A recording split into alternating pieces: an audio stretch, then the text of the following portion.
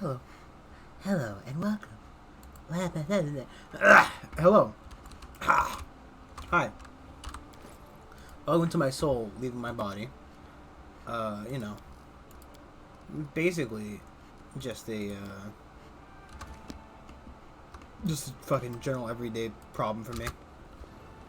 We're going out to go take Harem on a quest to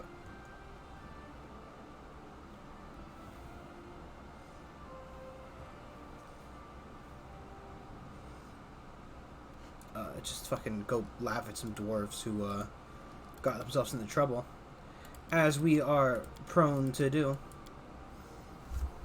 Because Harem just likes laughing at dwarves who dig too deep and too greedily, you know. Because he's beyond that. He's risen above his dwarven greed through insane amounts of apathy, and you know, that's just how fucking Harem rolls, dude. Harem is all about making you feel bad. And I can get down behind that because I feel terrible. Oh boy. Where was the place? No.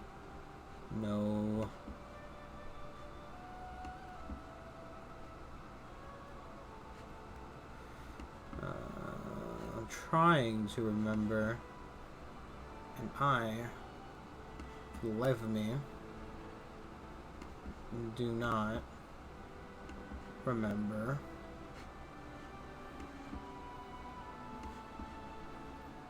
Pretty sure it was to the left, not to the right, but, you know, if I can't find it to the... No, well, I want to go there eventually, but it's not what I'm looking for specifically.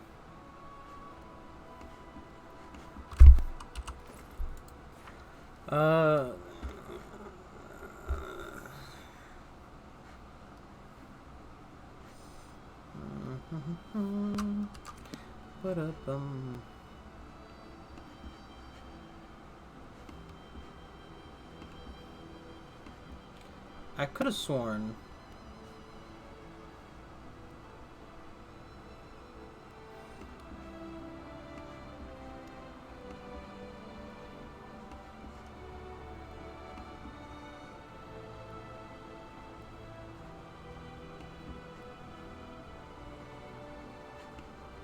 I don't think it was over this far out.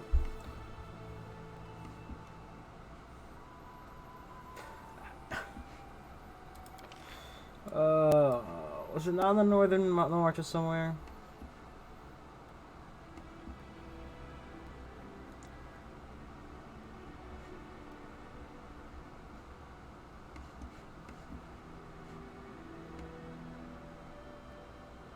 No.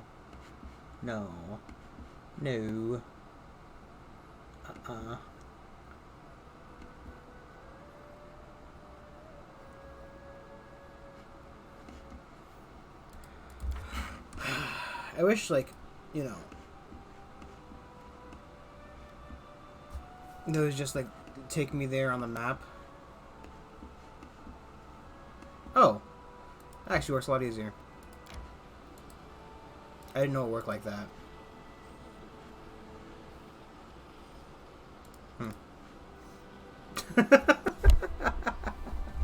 How many hours are we in at this point? Right? Like, you know, I've played this game for 158 hours. Still little to no clue how the game actually works. Man, only 5 weeks away to the new one, so.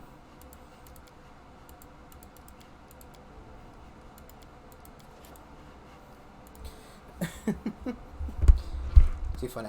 I think right. So I was thinking about RimWorld because once we finish up Mario, that's might be what we're gonna do probably because Ideology came out recently, and I'm thinking about like I was thinking I'll do like a modless version, but I think I've played a little bit of Ideology, and I think it'd be a lot funner with mods.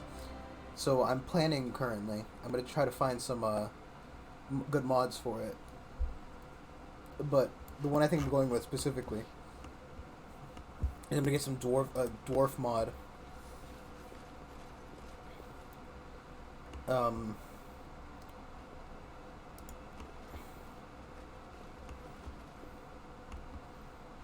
and I'm gonna make like a cool underground raiding dwarf. You know. Let's make this quick. The other ones don't seem to turn. Taste my fury.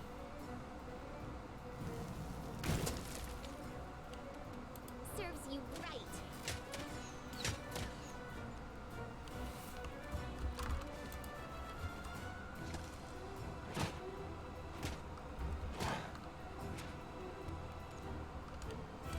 Let us strike as one. This will hurt! Tear them apart! I was really hoping he would try to do poison breath,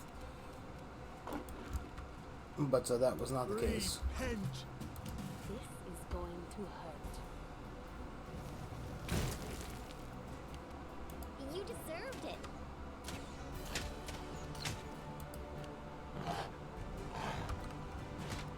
Yeah, miss. My favorite tactic. You should have run! Actually, I'm sorry. I was wrong. I prefer when I hit and do no damage. I much prefer when I hit and deal exactly 0 points of damage. That's really a quality. I mean, to be fair, I guess I should be using magic against them, huh? That's good enough for me.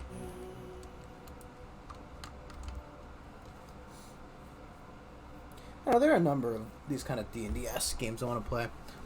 But to be fair, I am fairly interested in the upcoming Pathfinder release as well.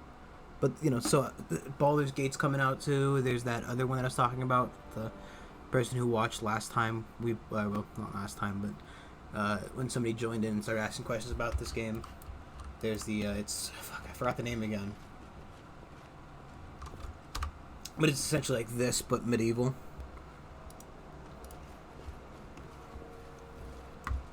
Oh, okay. It just is the order messed up or something? Why is walking up like that? Put the mic a little bit better. We've got ants walking around, so I keep slapping them. Beyond the open gate, you find a strange room that looks more like a workshop than an entrance to a fortress. Across the room, by the far wall, there's a metal throne. In front of it is Jarmund Skeggy, who you won't know well. Hey! In one hand, he holds a steel scepter, and the other hand, God, maybe I am special. In the other hand, a sacred symbol of Torag. The paladin's face is ghastly, and he's barely breathing. You're here. Help! Help me overcome these golems! I took the scepter from the empty throne over there. But it seems my command over the golems is lacking. If I lose control over the golems, we'll all die! Harem shrugs. I told you it would end like this, but you were dying for a legacy. And what is that legacy worth? An army of golems? Was it worth it to come all this way, just to meet your death? Wouldn't it have been easier to choke to death in your mountains at home? Harem just fucking laying on those hard facts. One of the golems turns its metal face to you and speaks in harmony.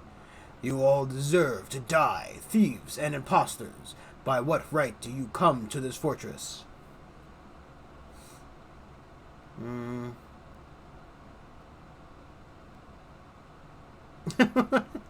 Yeah, you're right, man. I'm just gonna leave. Bye-bye. The right of strength. Ah, the right of strength. Yes, yes. You can try. We'll see what you're worth against golems created by Offeld Skeggy, the last one worthy of bearing his clan's name. Offeld Skeggy? But you're my great uncle. When our clan left this fortress, you and your golems stayed behind to protect it. Come to your senses, ghost. We're your descendants, ghost. Sorry. I wanna now see a a Scottish, or maybe a Scottish and Irish, right? Like a team up ghost hunting show. You know, just really thick Scottish accents in there. You know, of course, trying to get rid of the ghost with haggis. I don't know. You are no one. The real Skeggy would never have abandoned their creation. Those who left forever lost the right to bear his proud name. And you have the nerve to come here to this fortress at this time of year, which was built with the blood from the blood and sweat of your grandparents and abandoned by your unworthy fathers. Ha! You will die here together with all your henchmen. Golems, attack! Why is he in charge?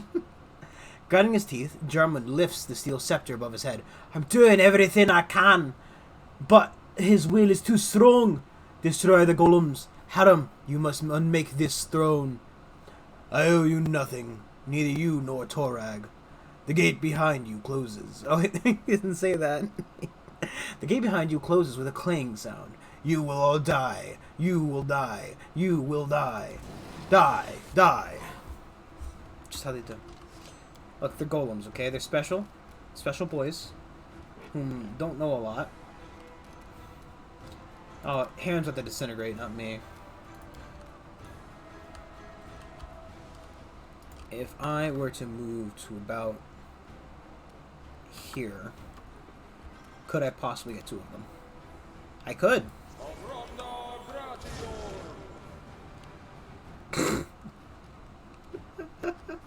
They were immune! Oh, that's good. Let's wait till we get a little bit more into a grouped up bundle before I try to fireball them.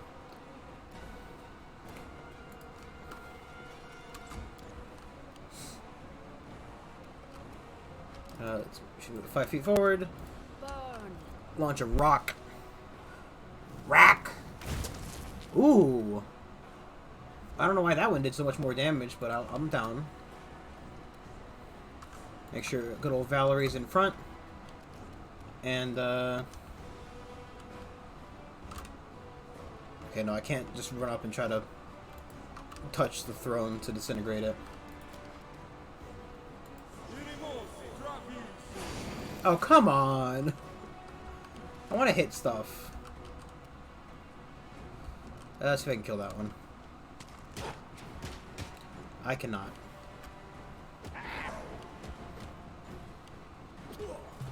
God dang it. So that tells me if I try to turn into a dog, it's not going to work. You know. Strike! I think they only... I don't know why these ones are different. Why do I know his information, but not the rest of the golem's information? Are these two somehow different from these two? Okay. The Earth Elemental has a... And... Is DR. Sure. Let's get a DR here.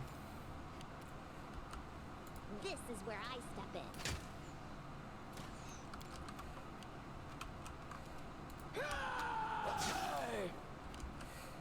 Kill him. Flames take you. Kill him! Get him! Get him, Rock. Onward. Ha. Ha. I can't help but feel like my character is like this team's anchor. And by that I mean like completely useless.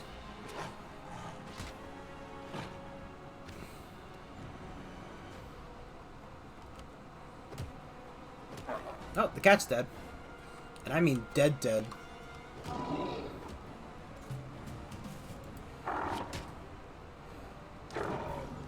Wow. Serves you right. Why doesn't that golem run at me yet? Bring it. How you doing, Garble? If you're still there. Taste my fury. You keep missing the sunshine days. Where I attempt to pull off a Oh, you gotta be kidding me. Please die, sir. Waste. Oh, where I attempt to pull off a spin jump and fail miserably. I'm gonna die. Jeez Louise. You deserved it. Tear them apart.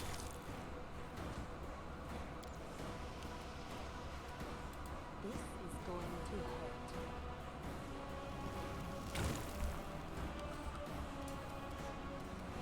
Let us strike as one. I think that guy's slowly dancing towards me.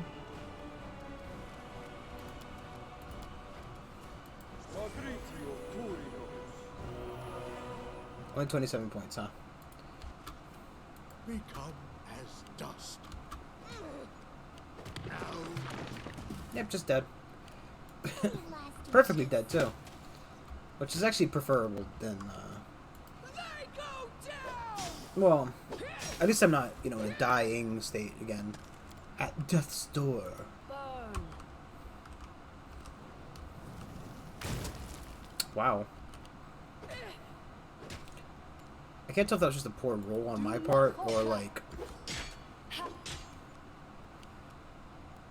Repent. Wow. You know they have a plus hit when they're hitting Valerie. This is where I step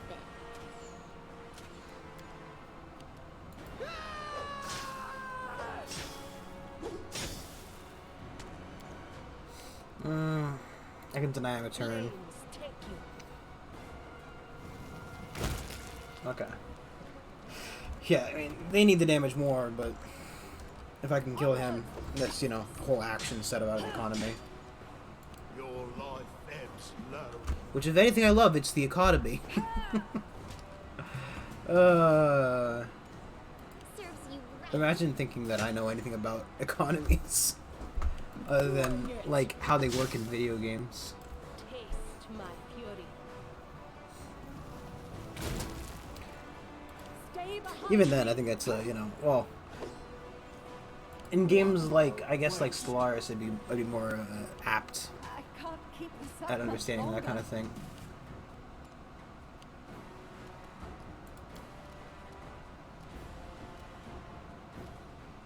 So nobody can just, like, you know...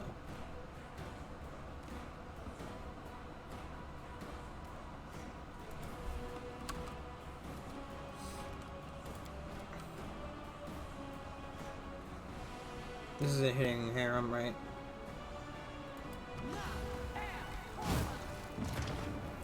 Did it? Yeah, it's just immune to Fireball. Because why wouldn't it be? I'm very confused as to what, you know, an immunity is in this game. It's going to hurt. Why is he immune to the Shadow Fireball?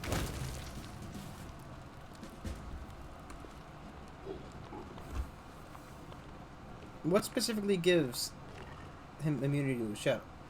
Oh, there was a secret ghost. Offheld Skeggy. The last of the battle golems falls to your feet. A ghost stands to the side, shaking its fist at you. Vandals! Have you any idea how much time I spent creating them? Steel Scepter. Whoa, gee, did he die? The Steel Scepter falls from Jarman's hand with a loud clang. The paladin's head falls to his, I'm sorry. The paladin's head falls to his chest helplessly. What does that mean? Did he, like, crumple? He isn't breathing. I mean, I don't know. It sounds like he got beheaded real quick. The ghost turns its still face to you. The imposter is dead, but I, the last of Skeggy, am helpless against you, visitors. Are you going to destroy me, or can we make peace? Harem turns to you with a bitter sneer. Look, even long-dead dwarfs keep dragging me into their business. So, what are you going to do? Let the ghost live?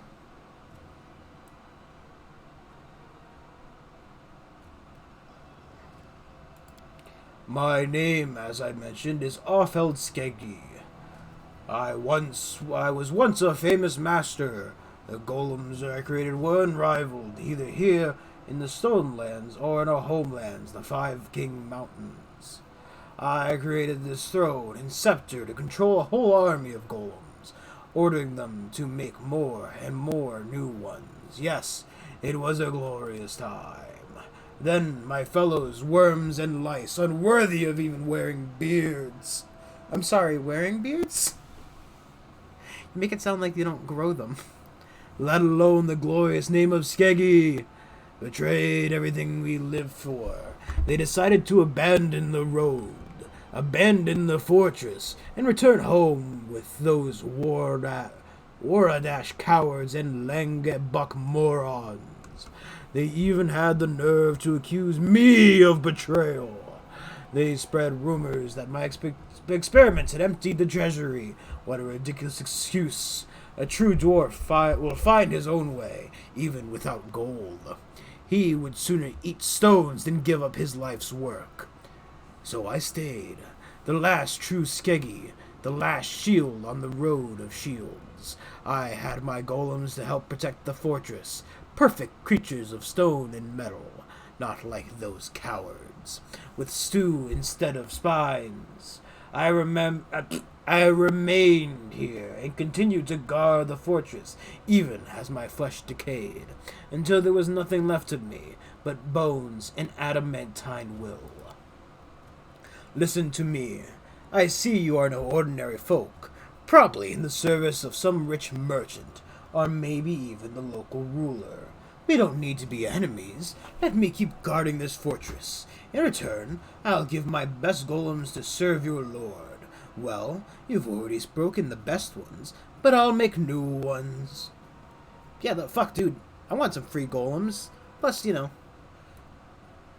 dwarves, bunch of babies.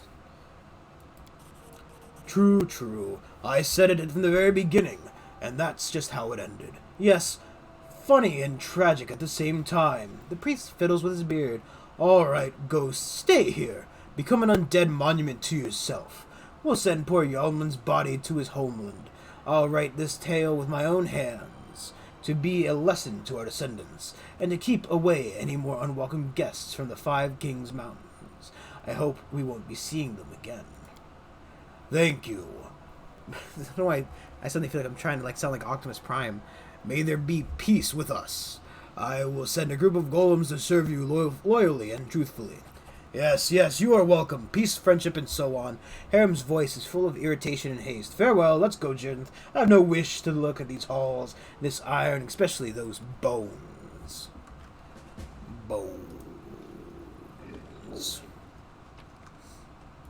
Cool. Free armor. Sorry, Harem. We're gonna go ahead and steal shit before we leave. I hate to break it to you, but, we've been doing this the entire time. Maybe you, would have learned by now. We never leave without looting. Come on.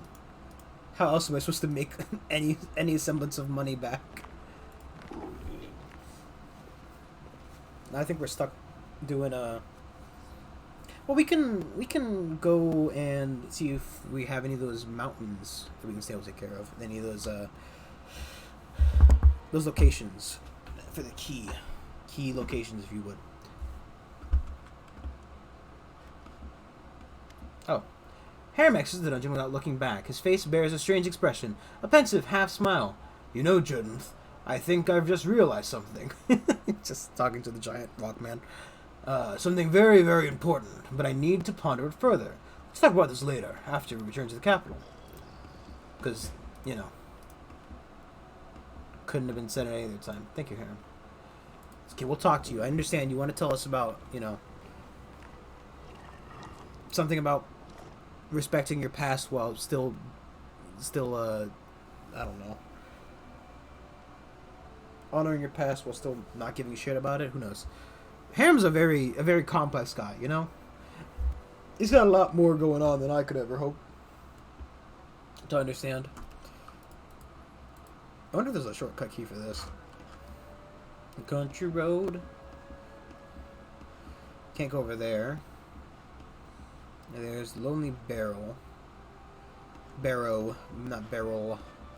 I can read.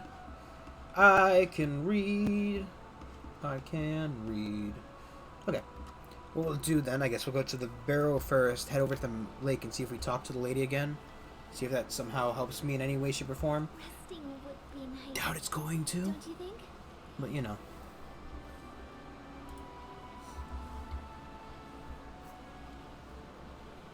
We should gather our strength.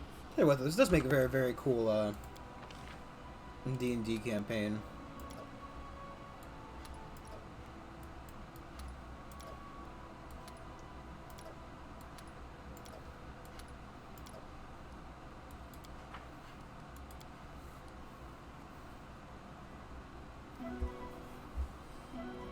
I wish there was a lot more, much like when I played Persona, I wish there's a lot more of the game would read it to me, because I'm very bad at reading for some reason.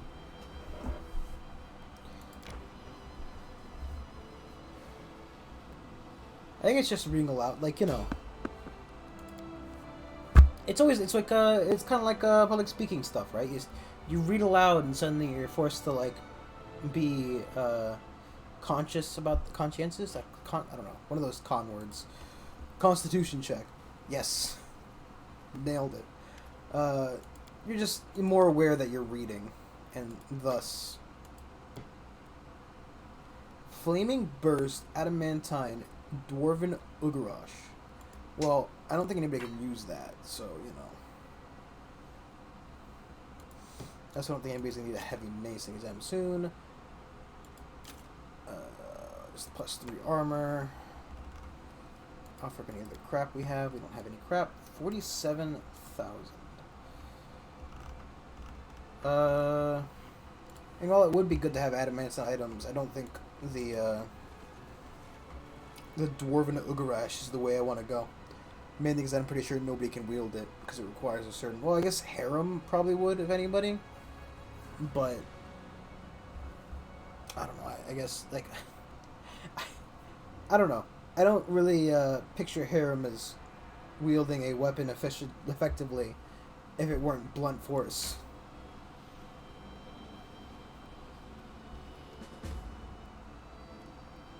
Oh, take care of this real quick and then go to the Bald Hilltop. I kind of forgot that was going to happen.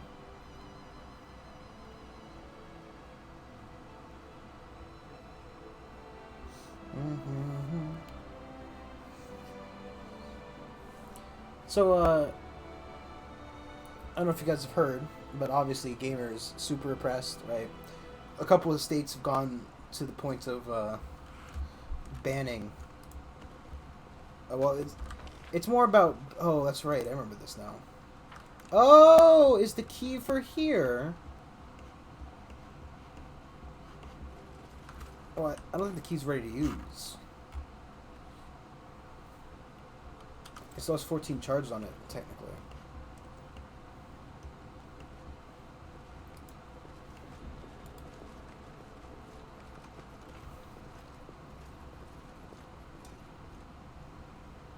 Which need to be expended by killing 14 monsters, I think?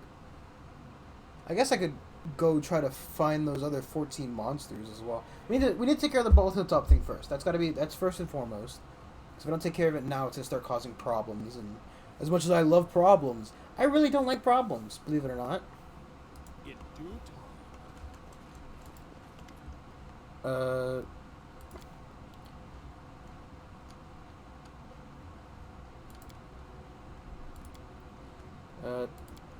Monster trial, mark the Liz.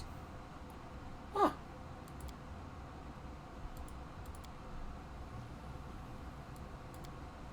The door will be open when the strongest defeat the monsters.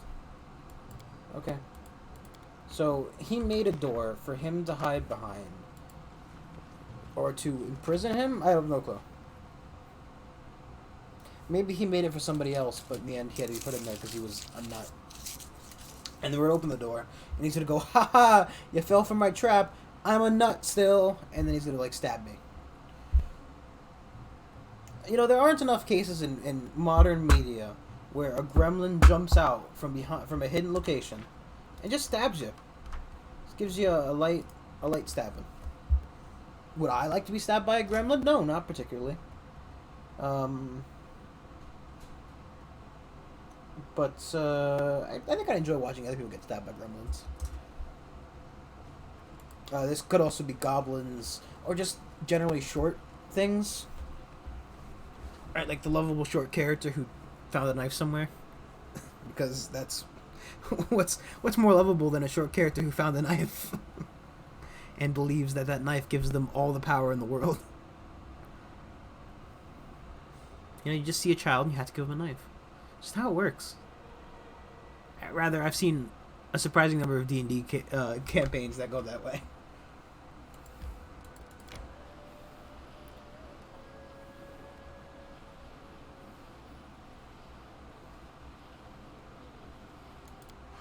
I think this is just about getting to the ball to the top. I just want to make sure. Creeping Death. Wow. A +8 versus a +20. Can't do anything about it. I wonder how many of these are going to happen now. Because I think Tristan's dead. Because you wanted to keep the eye for no good reason. And I went looking online to see if we could solve that issue with not having a region or whatever. And apparently, no, you can't. Not unless I wanted to reload the game to that point. And at this point, it's well beyond too late for that. You know. Oh my god, there's a giant baby.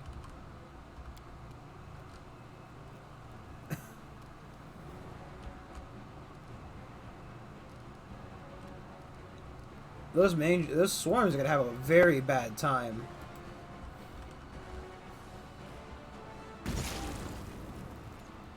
Wow, actually did a lot worse than I thought it was going to.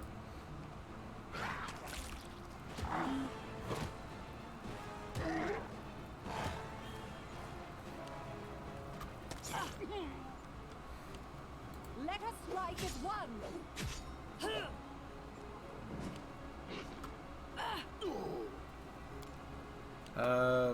They go down.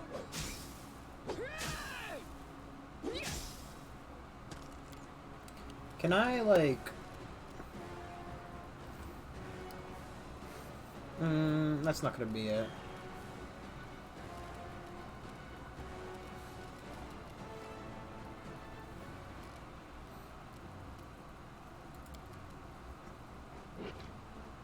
Can I do this without hitting everybody? Sorry, Canara! Did not help as much as I thought it would.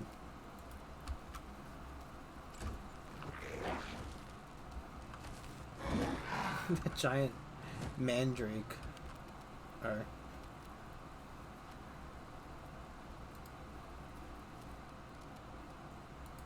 Nope. If I were to move just this way, generically. Wrong one again, Brandon. Thank you, Brandon. And I just don't cast things. That's just how my character rolls, you know. Just doesn't fucking cast anything ever. Become as dust.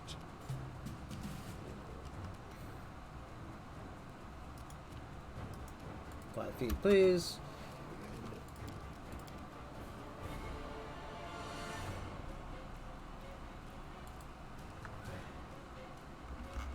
So, they are just like smaller versions of the model that's just jumping around. That's neat.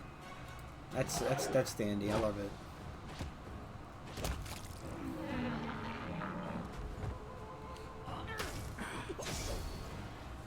So those reductions, are those permanent? Those resting ones, okay.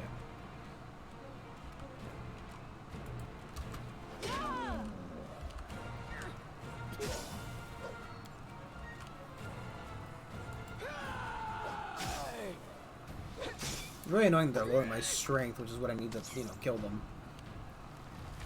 A primal treant. You deserved it.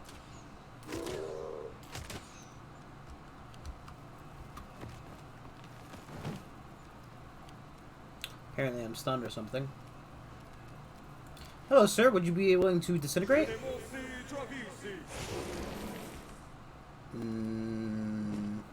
How did the fucking 4 succeed. Just a plus 23. Just like at what point do I realize that it's worthless? Burn.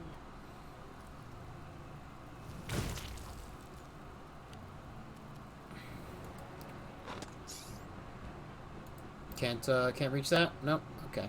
Do not falter. It was in theory worth an attempt. Bring it. I still got it. I'm gonna die. Could this happen? Any last wishes? At least I didn't go into super dead mode.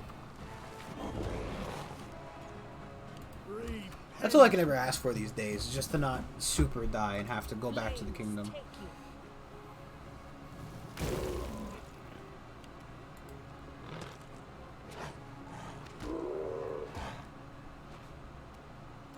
Onwards. Tear them apart.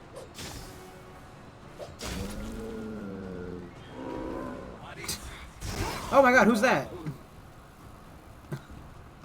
Marquise Dazzle Light? Didn't we kill this guy already?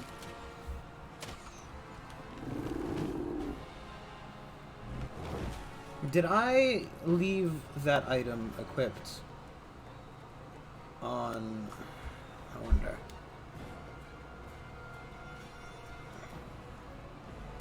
Your life ebbs low.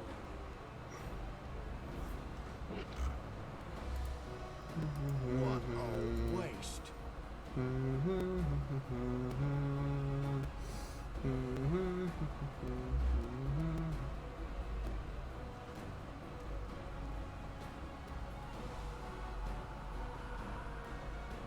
Become as dust. Taste my fury. I think Cat might be able to get him. Oh, come on.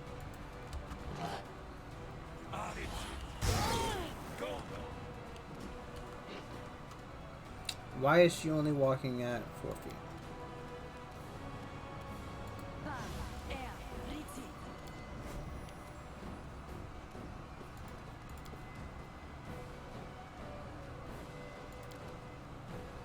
They go down.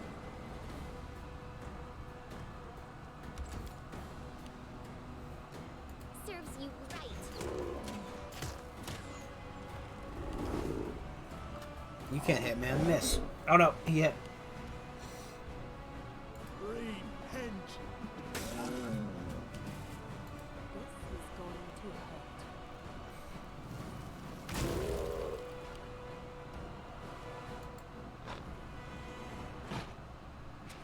hurt. Yeah, what's that? Look at that AC. That's amazing. Wow. Yeah, I need to really cast Stay behind me. protection from elements, huh?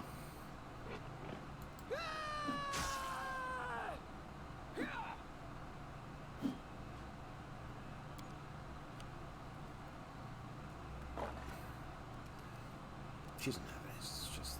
You deserved it.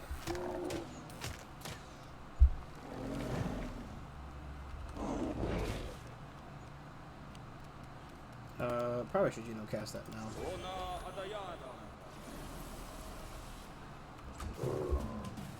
Burn.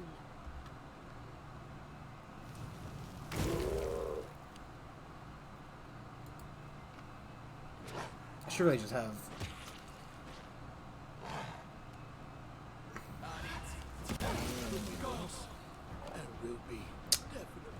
You know, Let us strike as one. finally put the protection from cold from lightning on. Bring it. Oh, come on.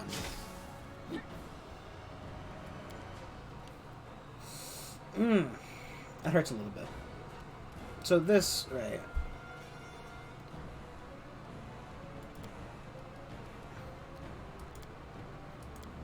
Can I just see the spell?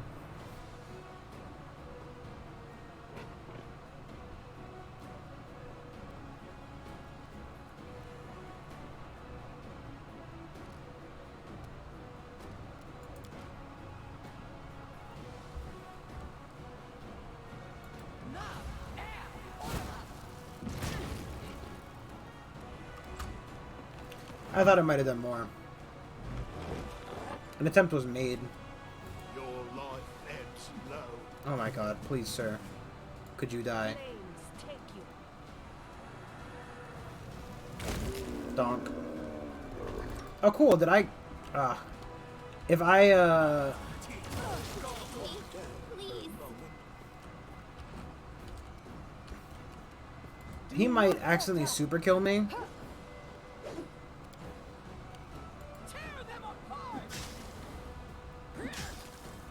Oh god, please, please. Any last wishes? Please, somebody just hit him. What a waste. Oh my god. Anything. My fury. Fuck, you kidding me? If this super kills me... A miserable last chapter. They go down.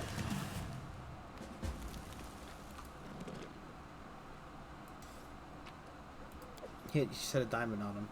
This will You know, hurt. because why not? Canara's in the background. I'm gathering power!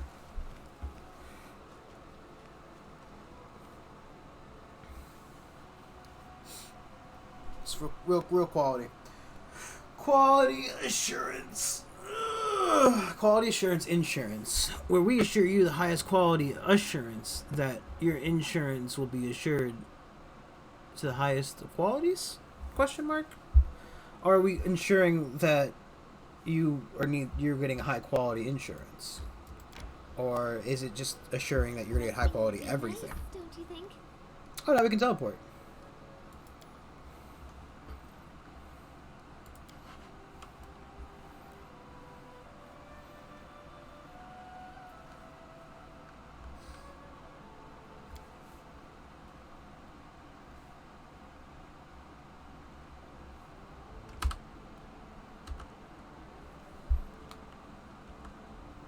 I do what I must. Can the saving be done so I can hit the sleep button? Come on. There you go. Just gonna save again after I start sleeping.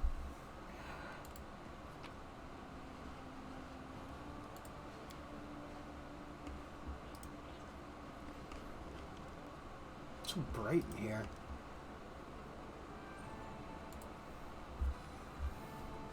I don't think I need to teleport. I just want to see where I can teleport to. I don't need to teleport, but I can, so I'm gonna check it out.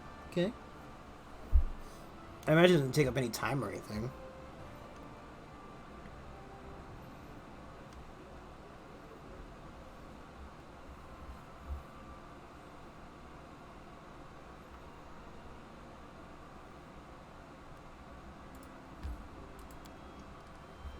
Farnhold, Dyersburg, and the damages, and Glenbon.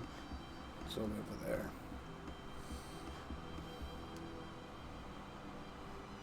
Yeah, he said he'd mark them all on the map, right? Ooh, we're close to a level up. Funsies. Can I see my journal, please?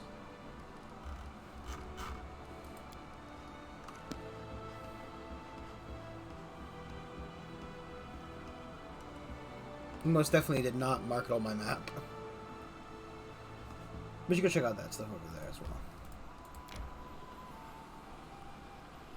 Oh, I forgot to talk to Harem. I forgot to talk to poor Harem. He's now gonna sit there and he'd be like, oh man, he left without having our little chat.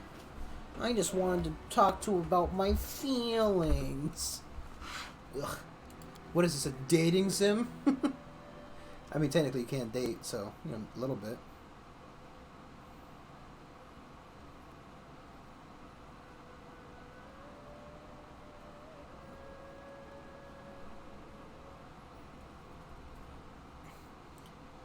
Ugh, man.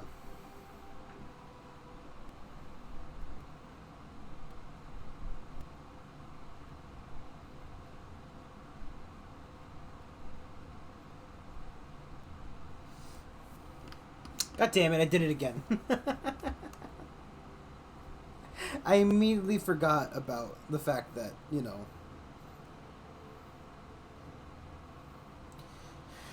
just completely fucking forgot this. Just an idiot.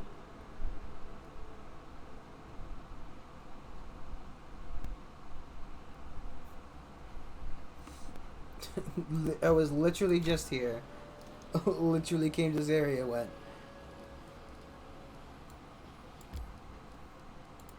Was that because I didn't deal with the thing?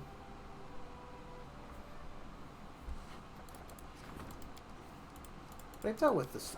I hate. I just hate. Just what I do, man.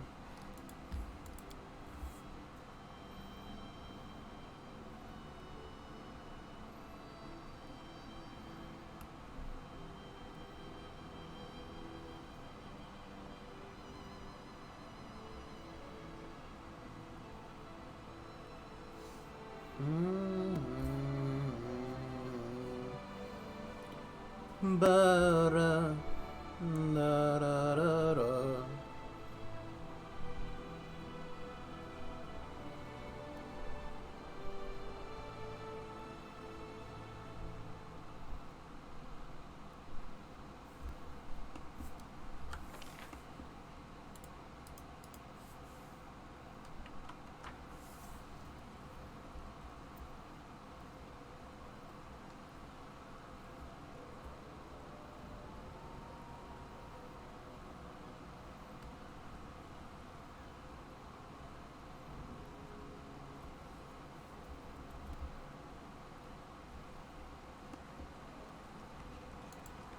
So I wonder if,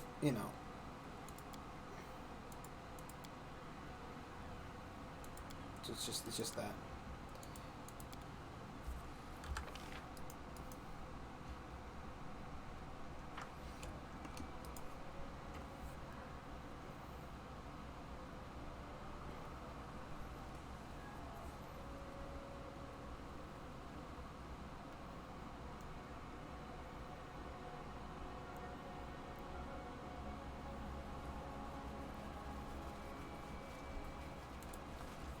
Kind of annoying that you have to be able to see the exit to be able to use the exit. Because, like, I know the exit's there. It's not like it's hiding. It can't go anywhere. It's just an exit point of the map, bro.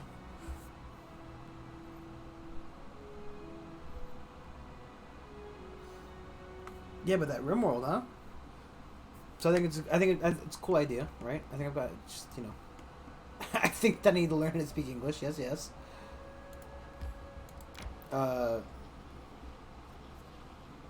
Yeah, but enemies. Wow, we avoid. Doing like a really cool raiding underground ideology with like slavery and whatnot. And playing as dwarfs who like eat bugs and whatnot. Maybe cannibalistic though. I don't know. Maybe we pick up cannibalism as well. Who knows? Just go wacky with it.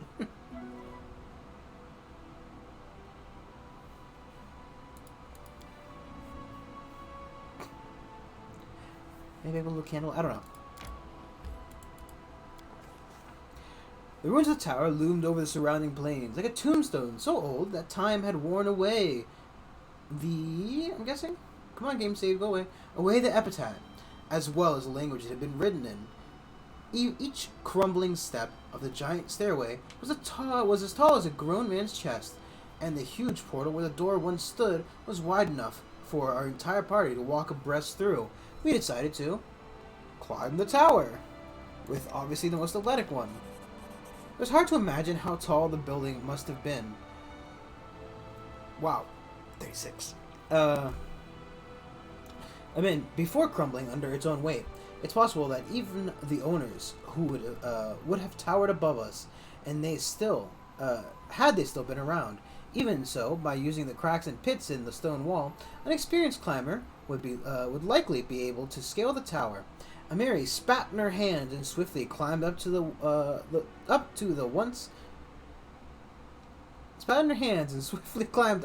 one of the high ledges, what remained of the second floor. There, the walls had deteriorated even further. They were covered with engravings, barely visible symbols of some ancient language. After catching her breath, she decided to...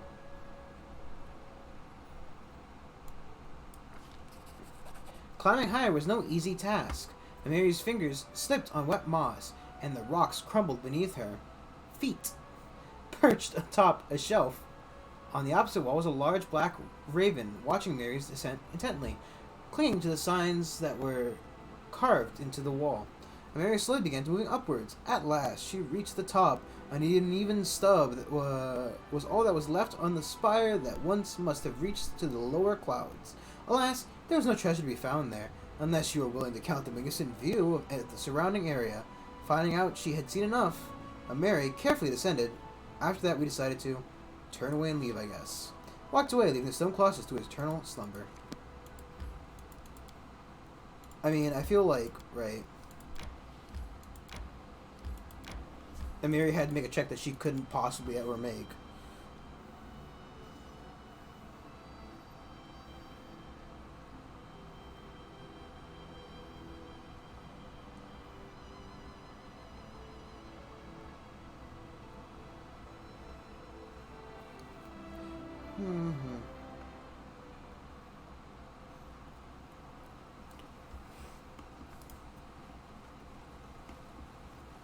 Dead horse. Good sign. Good sign.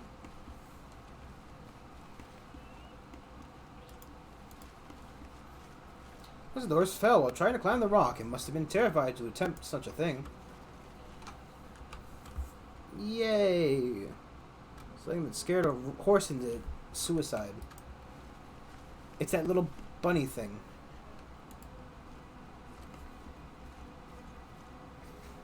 I'm good at this. There's a deep hole in the ground, made recently. At the bottom, you can see a pile of bloody rags that look like the remnants of some barbarian's clothes.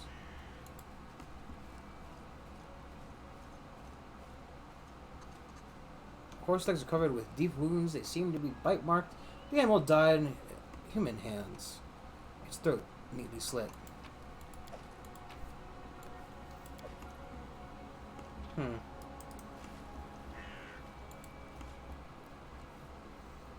no, Canera. Oh no, Lindsay. What the hell is that thing? Who will prevail? Does it matter? Ancient boulette. Oh, it's one of those shark things.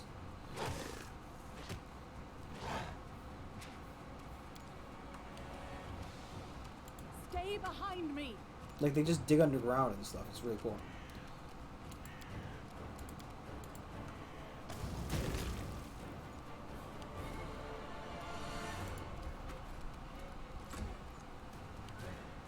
Become as dust.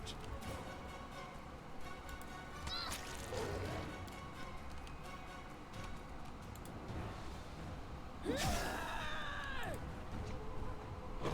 don't know, it's her like she took the one hit now. And then whatever she's gonna have to deal with getting away from it.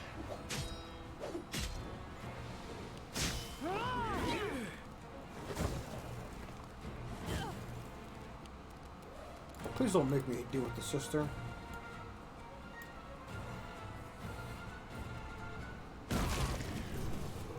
Wow.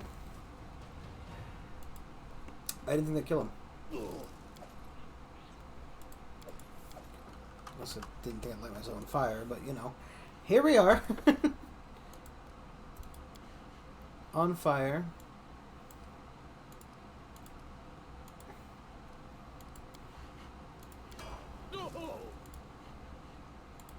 More barb levels, please.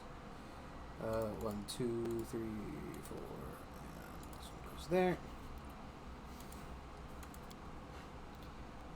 Canny Observer. You don't really have perception. Maybe. I mean, she does have 21 stealth.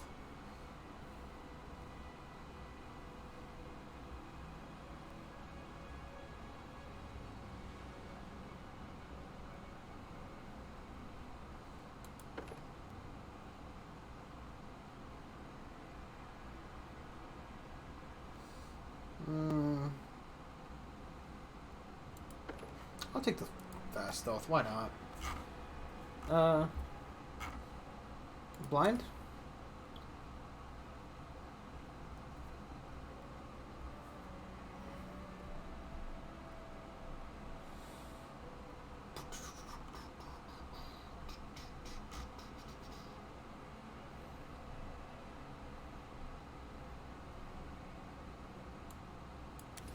Yeah, Song of Discord is very good when used against us, so that's probably something I'm going to pick up. Which is a very, very good thing. Let me, before I do this, let me make sure everybody's in the right position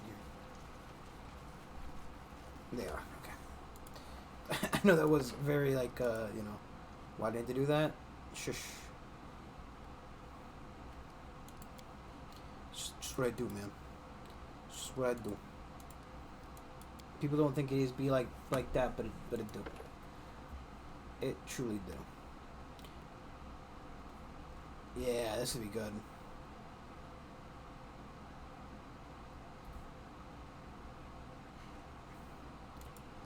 Yeah. The pounce would be very strong for her. It's essentially the same thing that the Smilodon has with his when he charges. Doing that excess, getting the extra attacks on charge. It's nice. It's good. It's nice. Toy.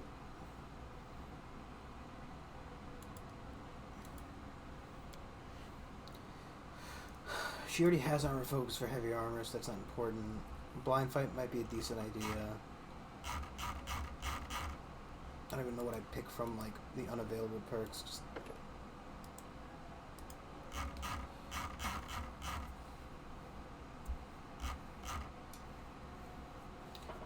Cornigan Smash.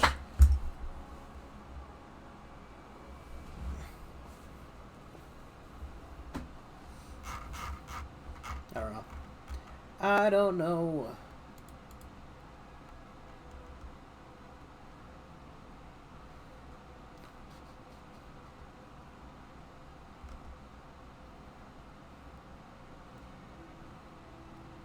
That's very fine.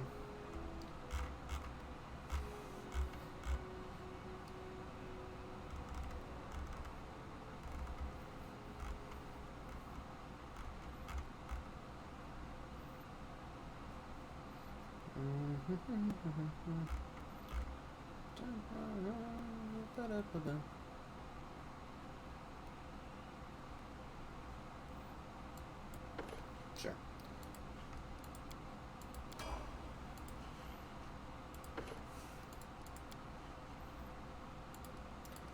Don't know why that song's in my head, but it just is, okay?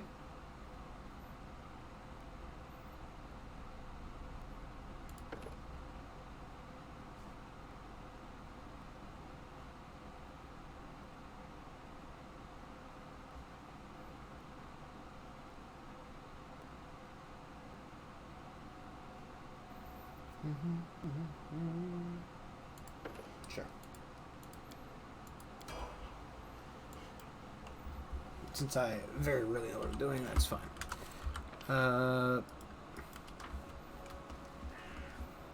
imagine that's it for things that were here causing problems, so. You know, pretty good, pretty good. I wonder if that affected the key at all. An ancient boulette might be on the key list. To be fair, though, I asked him to mark down everything on the map, and apparently he didn't, so, you know. I asked the wall to draw on my map, and for some reason, the wall was incapable. Imagine my shock.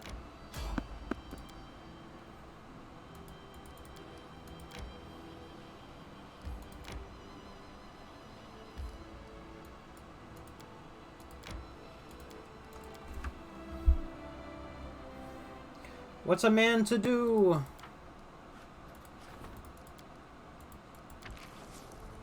Oh, jeez. How long does Ragnar have on his shit? 69 days? I think tells me Ragnar is not going to be very helpful. Fuck it.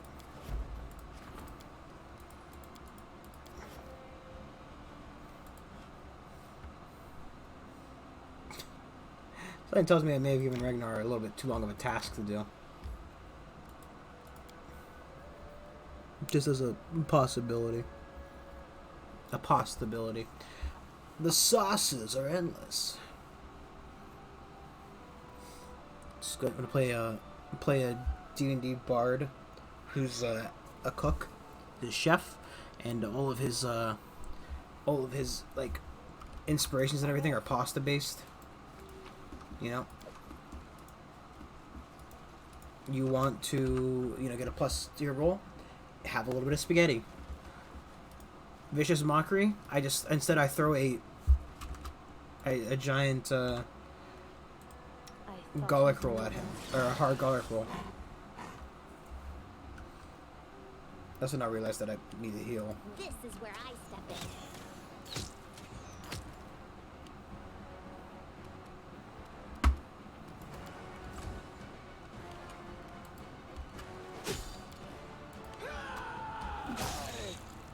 Oh jeez. What are you doing? Why did... I hate him.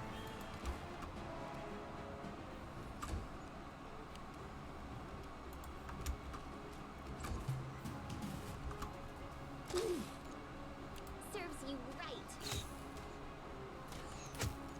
You son of a... It's the little bugs. They just get to me. Bring it! I'm there. Notice awaits us. Why is... Stop. It's time to act. Why did his thing get removed off the bar?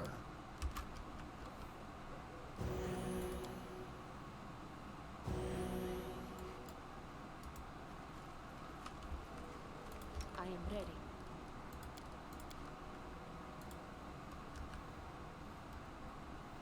Enjoy your final Just only got the one. I might as well just shot him. Would have been more effective.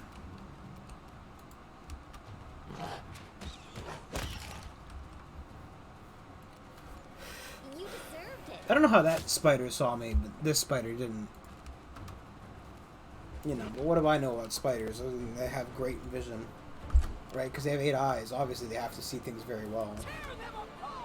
Imagine having 8 eyes and still needing glasses.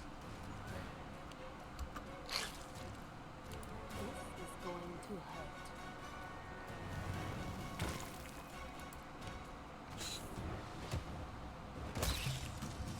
In due time. Oh, hey, spiders. I'm so glad we're always walking out of, Any last wishes? know. Any form of possibly helpful, Onward! formation. Repent. Strike. Don't hold Can't back. help. The area is too small.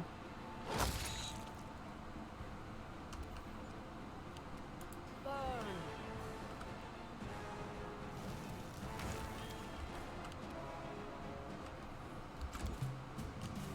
This is where I step in. Stay behind me!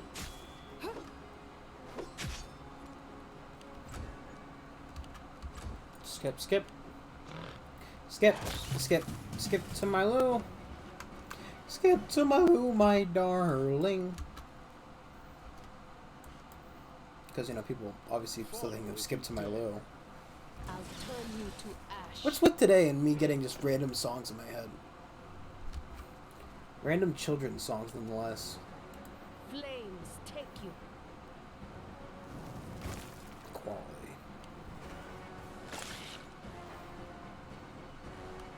Do you want to Serves you right. shoot rather than pretending you want to walk to the spider?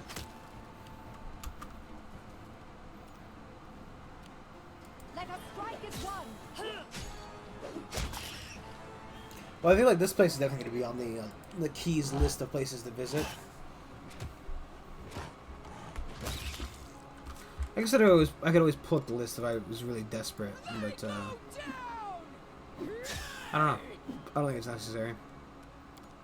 This will hurt.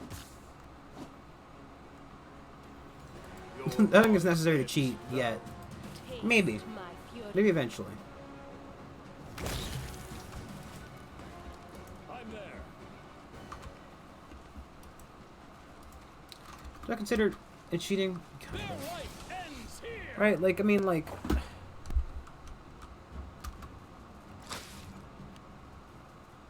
It's cheating for the sake of laziness, right? Because realistically... Well... There's no guarantee I'd get it all done, right? Because, like, there's, like, all these, all these chunks of relics I'm not getting. And possibly will never get, because they might be in areas that... Why would... That was weird. They might be in areas that I have already, been to and possibly can't go back to. You should have run. Quality. You deserved it. That worked out better than I thought it would. First we needed her to kill him too, but you know. Waste. Honestly, she killed one of them. That's really what I was hoping for her. Whew! Test of my ability. I love when they roll ones.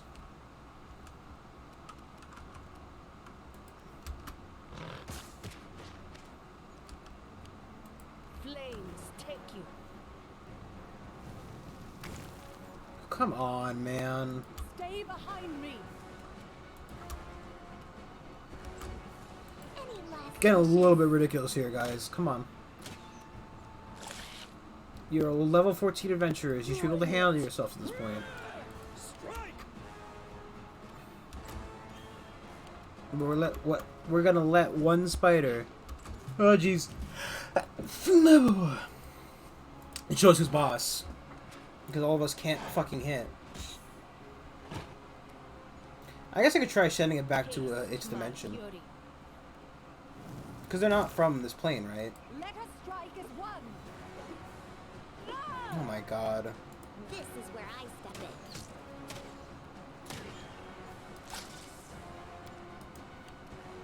Come on, I'm hitting the right click.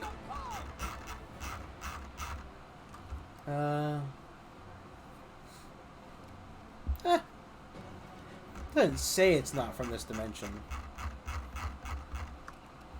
He's just a magical beast. I'm gonna drop. Spider legs, that's for dinner. I see something. Imagine eating spider legs.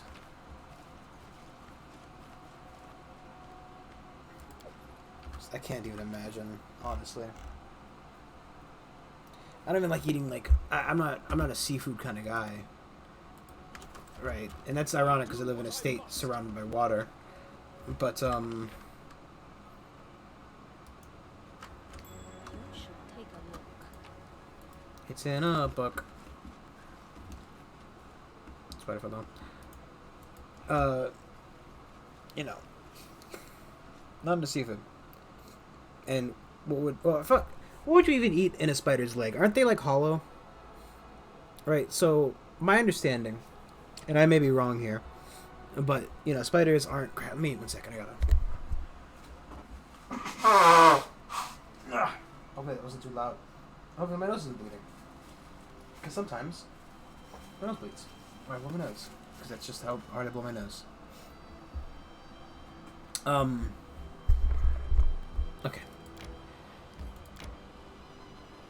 The spiders, right? Spiders work like on hydraulics, essentially. But no, you know, that pause real good there. So like, you know when you kill a spider, right? Its legs all curl up like that. That's because spiders are like big. They're just like hydraulics, right? So when it's hard to explain because I know what I want to say, but I'm just stupid. What's that invisible thing walking through the grass? Is that the monkey? In due time. Basically, right, they're big stress balls that move through the power of their exerting force into their legs. They don't have muscles or anything. Dust you will go. It's a ghost. Stop. Stop. Stop. Stop. Stop.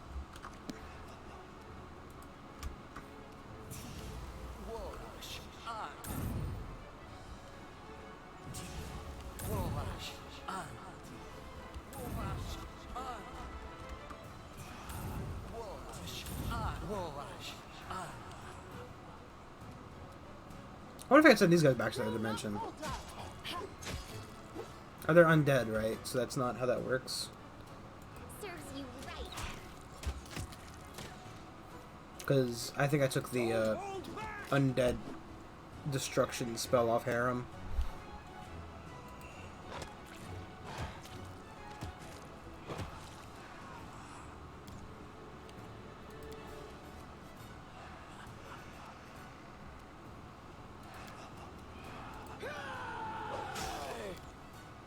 Become as dust.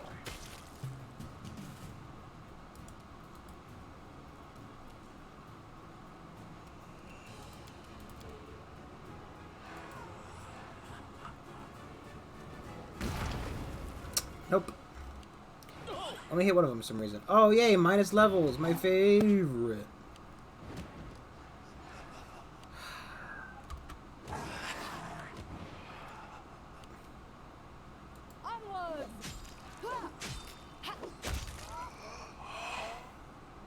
You know, when you kill them, the level should come back.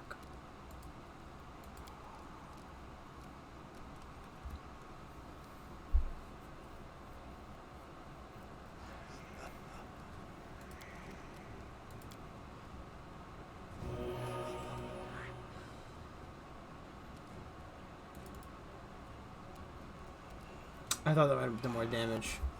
Because, you know, the ghosts. This will hurt. And ghosts are undead, and undead can't be healed properly. Bring it.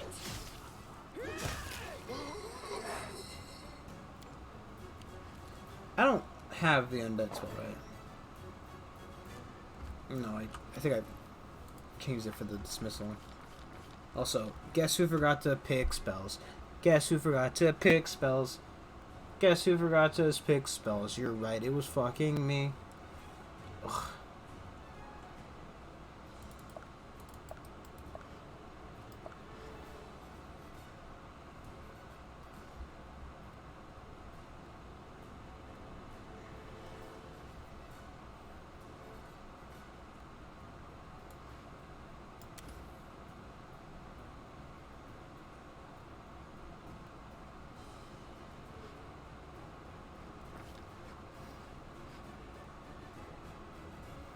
How does it cost so much, man?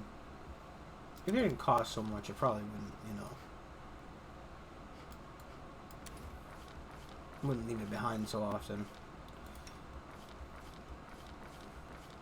I don't know why I always forget to pick spells.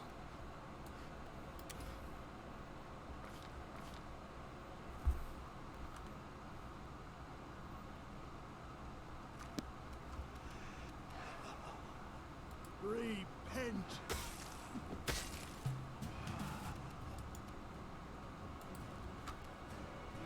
This is going to hurt.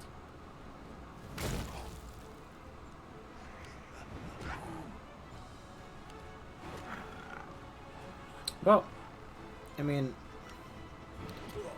to be fair, I would 100% prefer it if it was him over me taking that damage, but same rate, I don't want him to be dead, because now I have to do it myself. So is this spell basically just garbage? Is it gonna work on these guys? Kind of. I have no clue why it chooses the fact who it does. You should have run.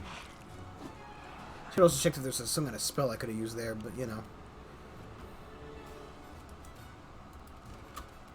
Tear them apart. I guess we can always count on Amari to just beat the living shit out of things, huh? Your life ebbs low. Burn.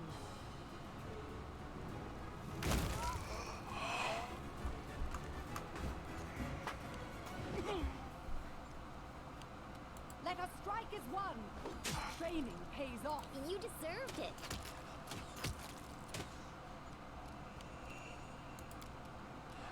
Something tells me even if I tried to spit at the ghost, it probably wouldn't be very helpful.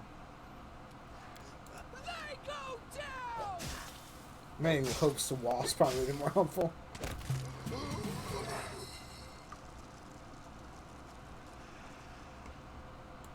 Oh, there's bones, huh? I'm there. The very rare ring of protection +3.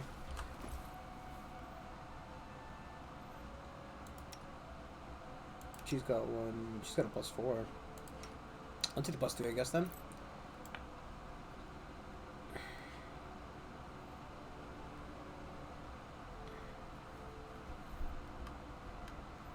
Strength and dexterity. Pretty sure hers is already better.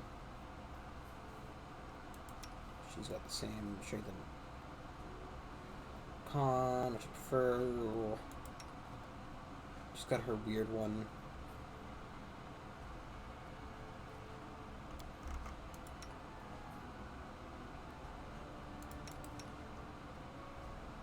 Sure.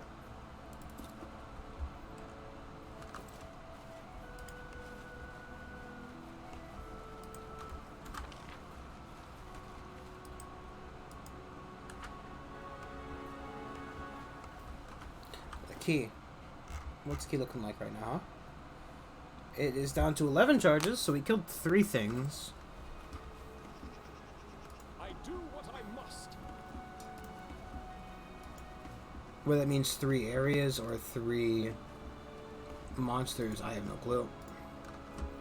Not a clue. No idea. You know. I'm there.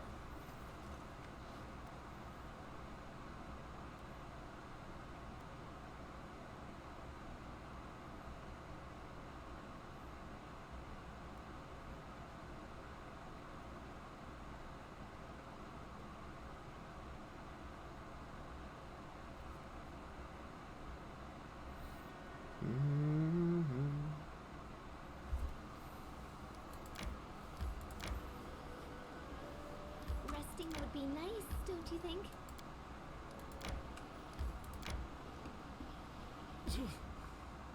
Adventures can wait. Oh shit. Stop, game, stop. Where?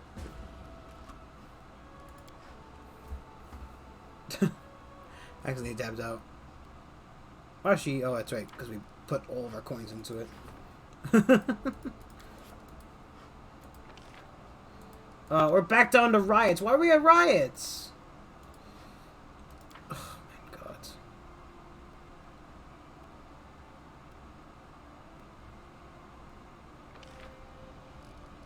I'm guessing it's espionage went negative.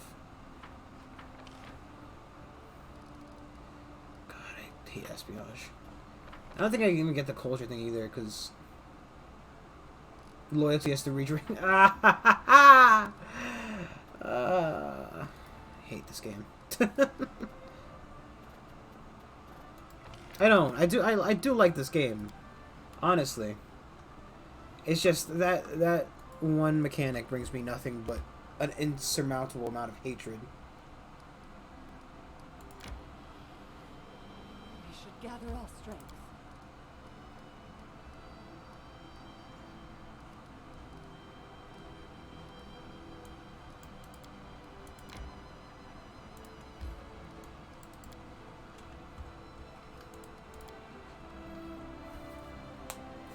I can't, like, you know, I can't access 2 chunks of the game now. I can't deal with the Regent.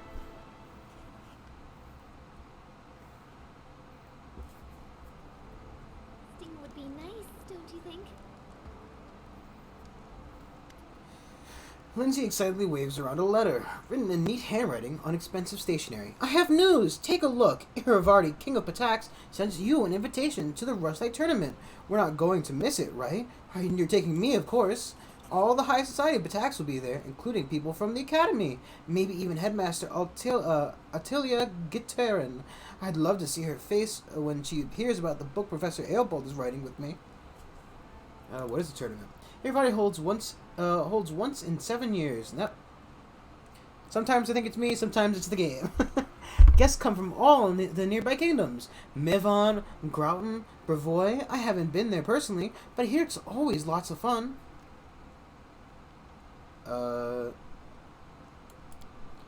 How would I know what goes on in Vardy's head?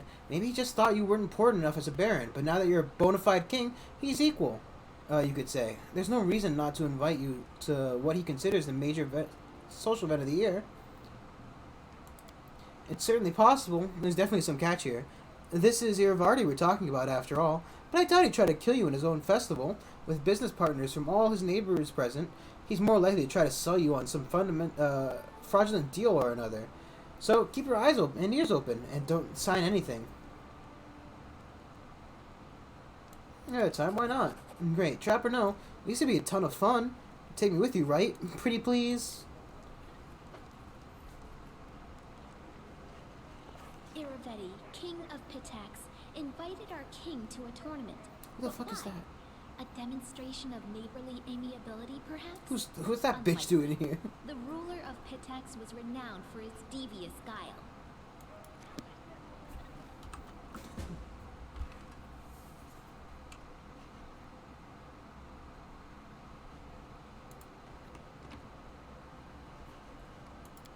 Let's go talk to Harem, and then we'll see if we can do some kingdom stuff. Because I'd like to claim the outside of the kingdom. I also don't know if, like, when I declare independence, what's that gonna do? I wonder. I mean, it's something I should do, just to A, show it off, B, because it's a legitimate step in the game. So obviously it's something I should probably do. But what am I gonna do? What's a man to do?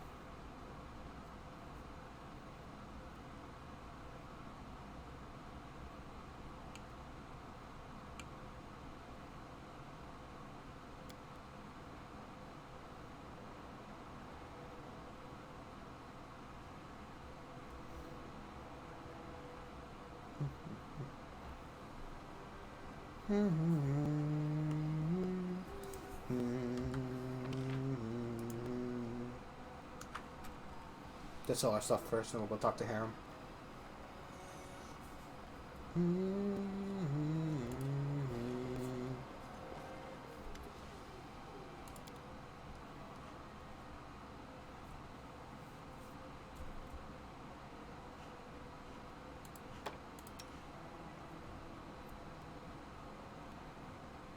Yeah.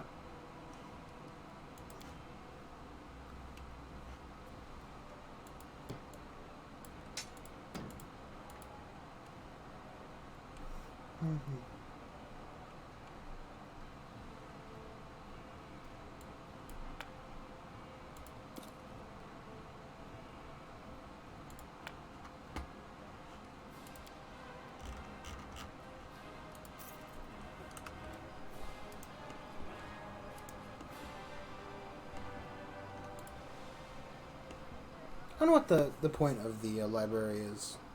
Because we went in there was nothing there. It is over. Yes, I thought I was free of my past burdens when I accepted Grotus's truths into my heart.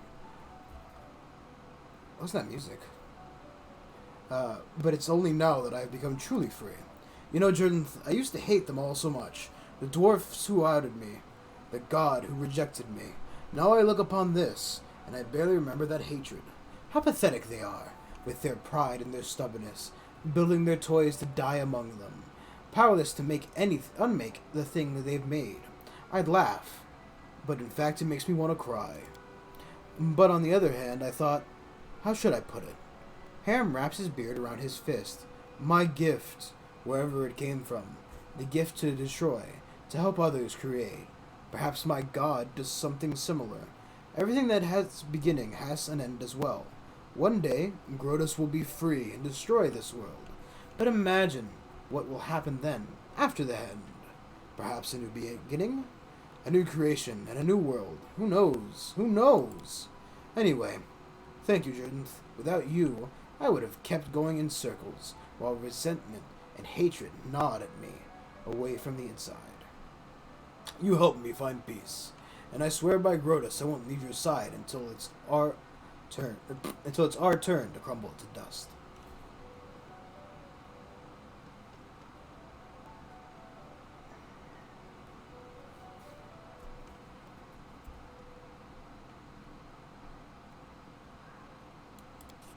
Mortals are stupid, ridiculous, and pathetic. This is true for the Skeggi, and for me, and for you as well. But sometimes a lesson can be learned from their swarming. A shadow of a higher truth is in earthly dust. I care not who won the fortress. What draws my mind are thoughts of my place in this world, and the true meaning of serving Grotus. Destroying, creating something new from the pieces, and destroying it again. Isn't that what you're doing now here in the Stonelands? You built your kingdom upon the ashes of countless predecessors. Ponder this when you have the time.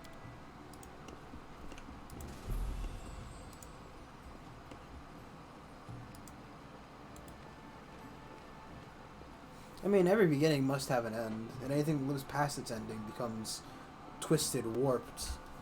So that's, that's the whole, I think the whole point of Grotus.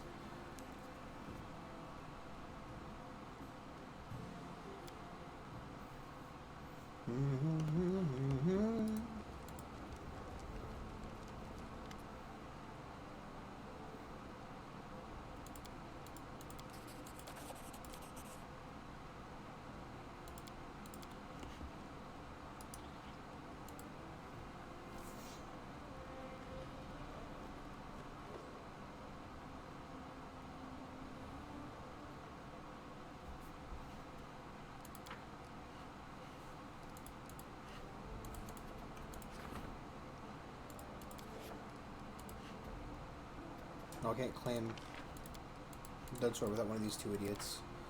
7 days it would take. I can wait 7 days. God damn it! Lindsay, you worthless faggot.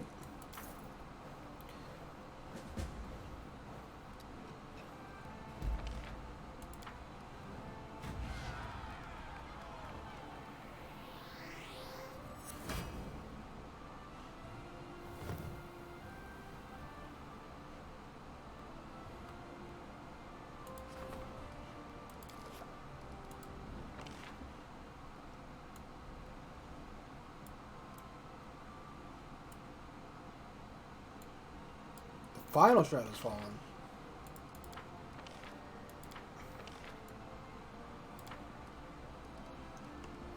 I think I know why we're in riots. It's because everybody's fucking incompetent.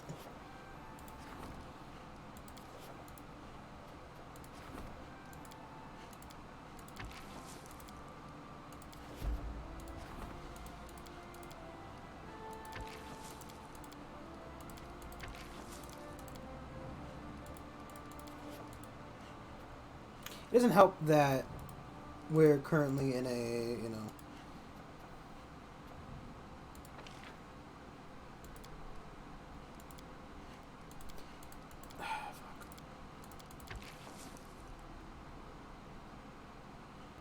it might be worth to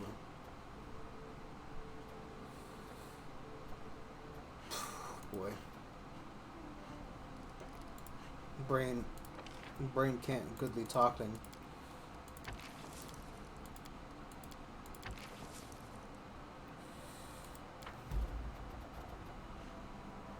Right, because the riots, the main thing that they affect is -3 to all kingdom checks, which I believe affects everybody's roll, which is a big negative to me.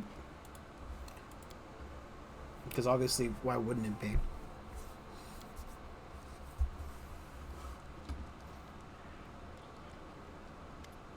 Come to the tavern after the council. We need to talk about my damn tribe in Nilak.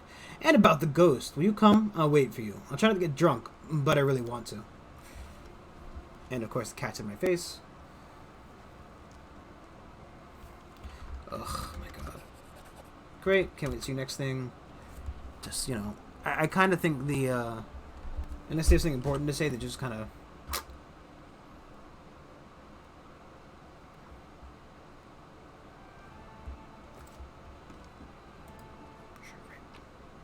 Thanks for the hat.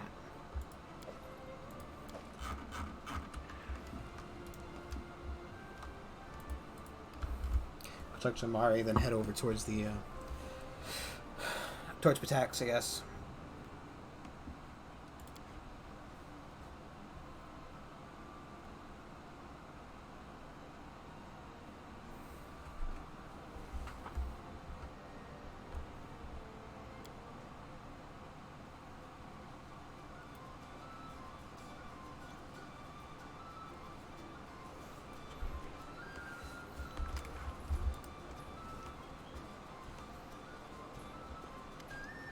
Remember that evil spirit who haunted the Six Bears? The one we drove away? Well, don't think I'm crazy, but he visited me in a dream. Says I'm a thief, because I stole his sword, remember? That big one. Armac broke it. Also, it says he has all my tribe as hostage. All of them. Nilak too. Says they'll be dead if I don't return the sword. See, the sword is broken? He knows. I saved the hilt. The ghost tells me to forge a new blade. Even said how to do it. There's a whole ritual.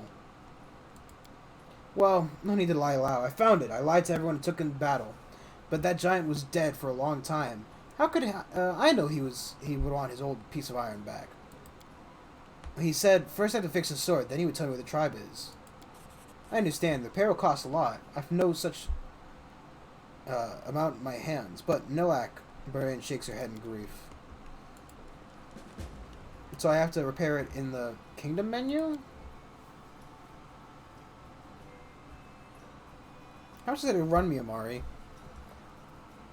And you know I'll pay it. I got no quarrels with supporting you. But, how much is it going to run me? Also, why couldn't we do this in, like, here? So I didn't have to leave, come back, and, you know. So we should make this be a lot more time effective than, you know, I need it to be.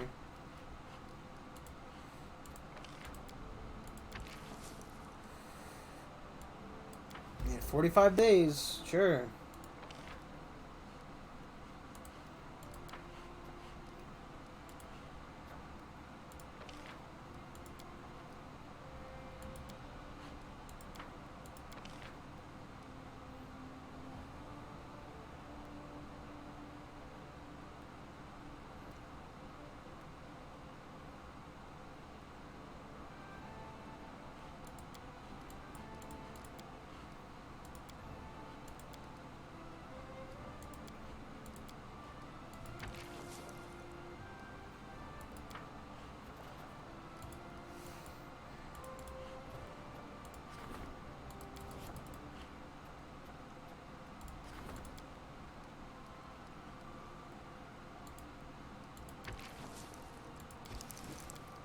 So terrible.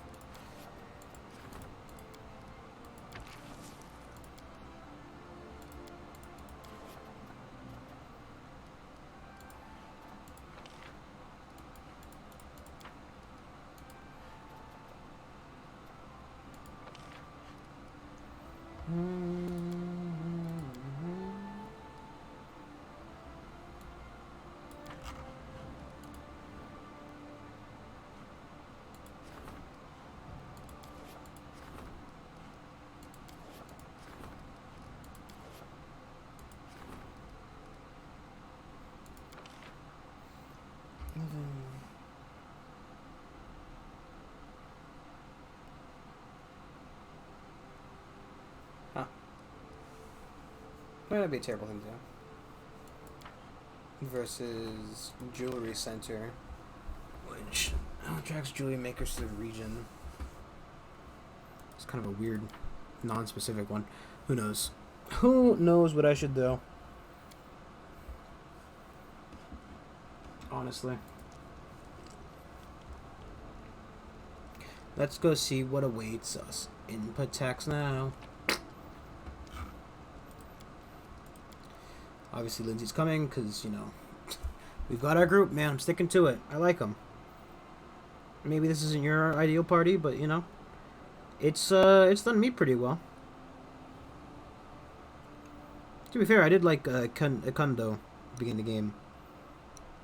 And I think he'd make a fine replacement for, say, Lindsay. Or,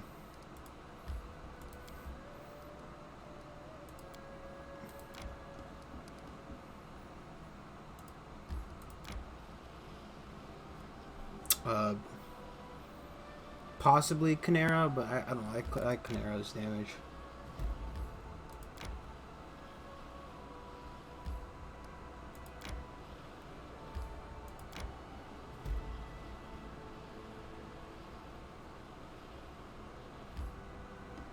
Where is Patax? Ah.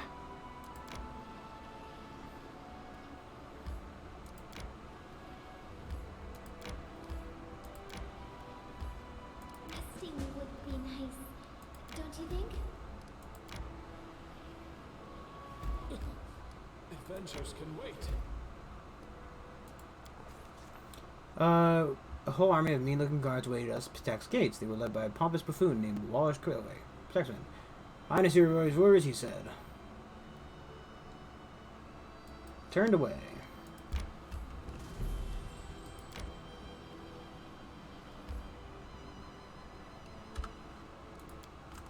I wonder if How you could you hide everything teamed up from with, us? How did you become connected in this strange way? Are you sure there are only 2 of you and not like 4?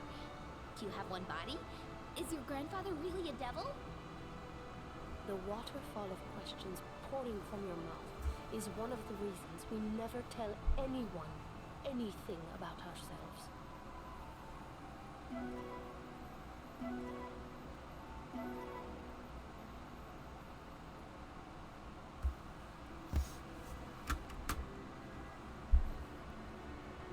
I mean, it's fair. It's not like they were allowed to talk about it either way, so...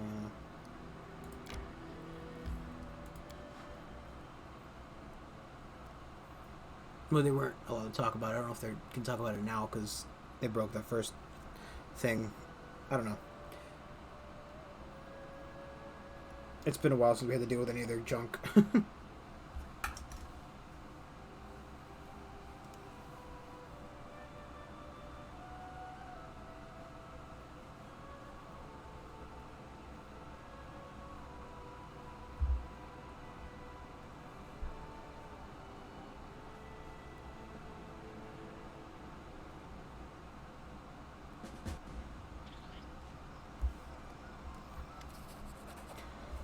King Iravardi, greet you. That's what he looks like?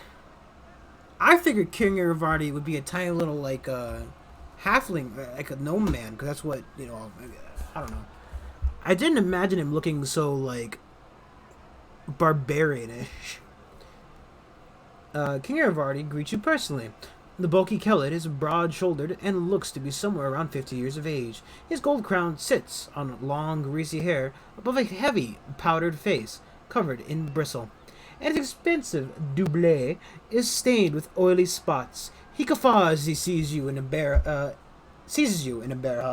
enveloping you in a mixed scent of sweat, wine, and expensive perfume. Well, my crown-bearing brother, welcome to my home. Stop yourself, drink, be my guest. You've proven yourself in combat as well as affairs of state. Let's see how you do at having fun. I feel like a child in a sweet shop. Entertainment, shopping, new trade connections, and the smell of intrigue in the air. What a gloomy, dark place this Rushlight tournament is. How can you not fall into despondence when you see all this ridiculous brightness, pride, vanity? Happy to finally meet you. It's no good for kings and queens to stay in our palaces all the time. We need to meet, be friends with one another. It's all about keeping up neighborly relations. So here's the plan. First, the Fish's Triathlon. Then a boasting contest. And in the evening, the best part, a drunken melee. In the interim, there'll be a buffet, a fair, jugglers, acrobats, all the usual entertainment. And after the melee, I'll announce the winner. And then we'll have a festive banquet and a fireworks show. Then we just drink till morning or find a tent to crawl into. Your own or someone else's, depending on your luck. By the way, a knockout such as yourself will always be welcome in my tent. Just joking. Just a joke. Just a joke. Oh, and one more thing. I'll have to seal your sheath. This is a peaceful celebration, after all, and bullies will be kicked out immediately. It doesn't matter if it's a king who decided to kick up a row or just a shopkeeper. So behave yourself and don't start any fights while you're here. Oh no, don't seal my weapon. Well, Turns into a giant if monster. If you need anything, talk to Nunzio Arpaio. He is my master of ceremonies, so he's responsible for organizing this mess. Have I like that the end. Well, I would prefer if more of it was voice acted, but I think the voice acting parts are very nice. I do what I must.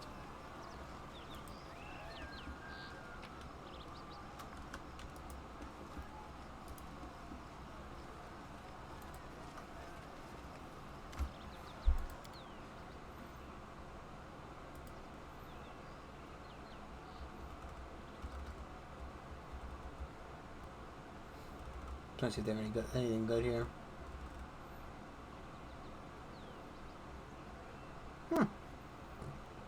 This is pretty cool. Of course, it is worth $36,000. Oh boy.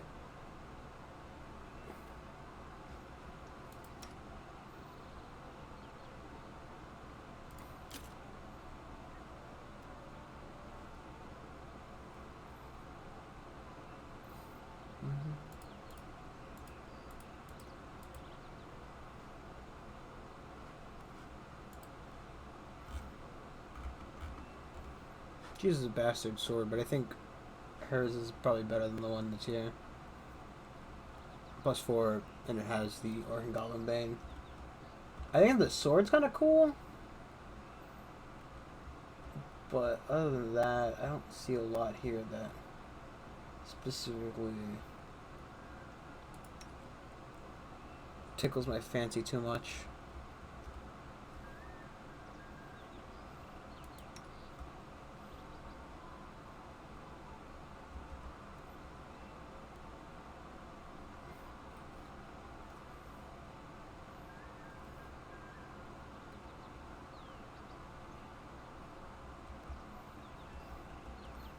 That might not be a bad idea to take that one. It's because it would allow me to cast another spell if I really wanted to.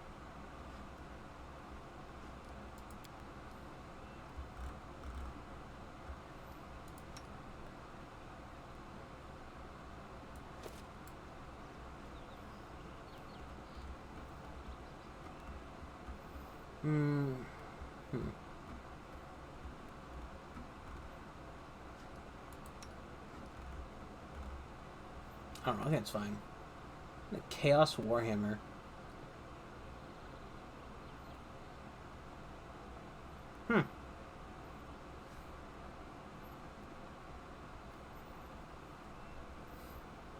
Not as much damage though.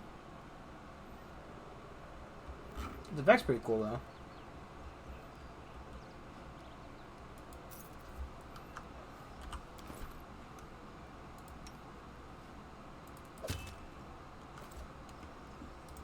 Some high quality new armor for her.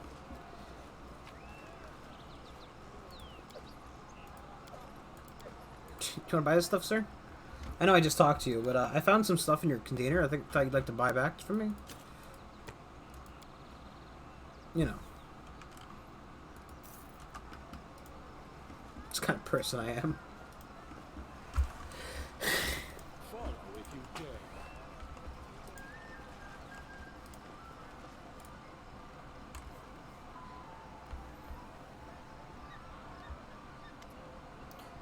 A young man staggers toward you with expensive doublet wet with wine. As he passes, brushes shoulder with you and starts yelling, his breath rank with alcohol.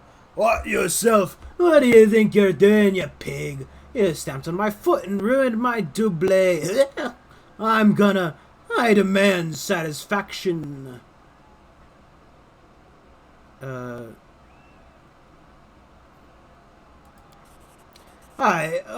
Sorry, I think I confused you with someone else. Sorry, my mistake. These things happen. Mumbling apologies, the bully disappears. I bet you that's the whole point. He wants me to,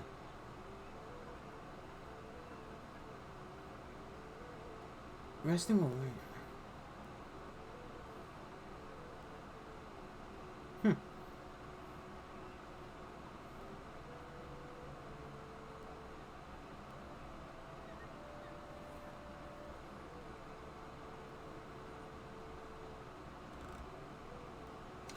140,000 gold pieces.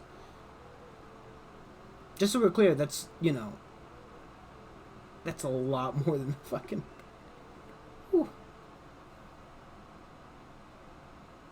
So, what does the deflection bonus mean? Does deflection only count versus, like...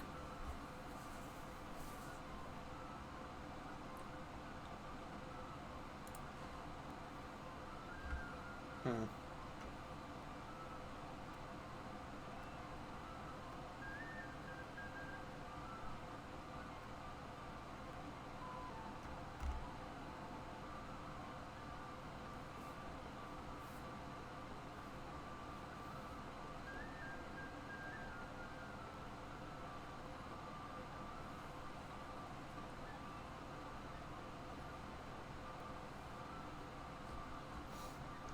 I mean, it wasn't 370,000 gold pieces. Tell you what, though, a lot of this stuff is pretty fucking cool. Also, oh, that's for the entire set for the 120. Like what?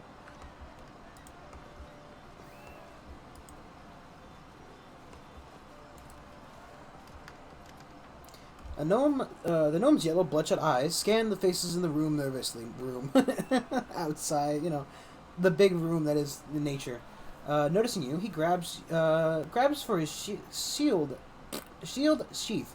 What? Who are you? Oh, it's your Royal Highness. Forgive me. I didn't recognize you. An honor, truly an honor. I'm Karin Vessel, a simple salesman. What are you selling? What do you care? Fish and the like. No one, everyone. How should I know? I'm just a simple salesman. Leave me be. I told you, the gnome's voice raised in anger. I'm a simple salesman, not rich and noble. How would a king concern himself with me? He wouldn't. Okay. I thought maybe I'd have to buy stuff, but maybe I wanted to buy a fish. What a fucking little cockmunch. What a terrible merchant.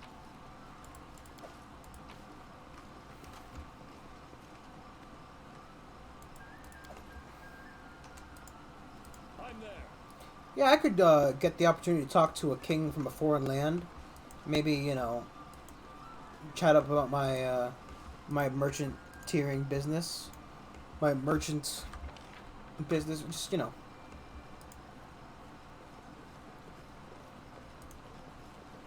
But nope, I'd rather tell him to fuck off. This is the same guy we, Yeah, this is the same guy who was, What are you doing here? You know! No. Sells be where fair be.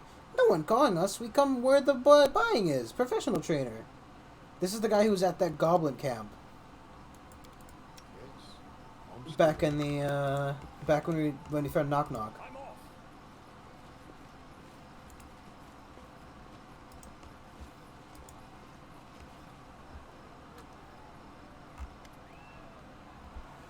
Amar Deschamps. Amid the tournament's frivolity, you notice two men nearby are having a heated but hushed discussion. One wears flashy clothing, fit for an entertainer, whereas the other wears the steel armor and a red cloak of a tax guard. It is difficult to hear what they're saying.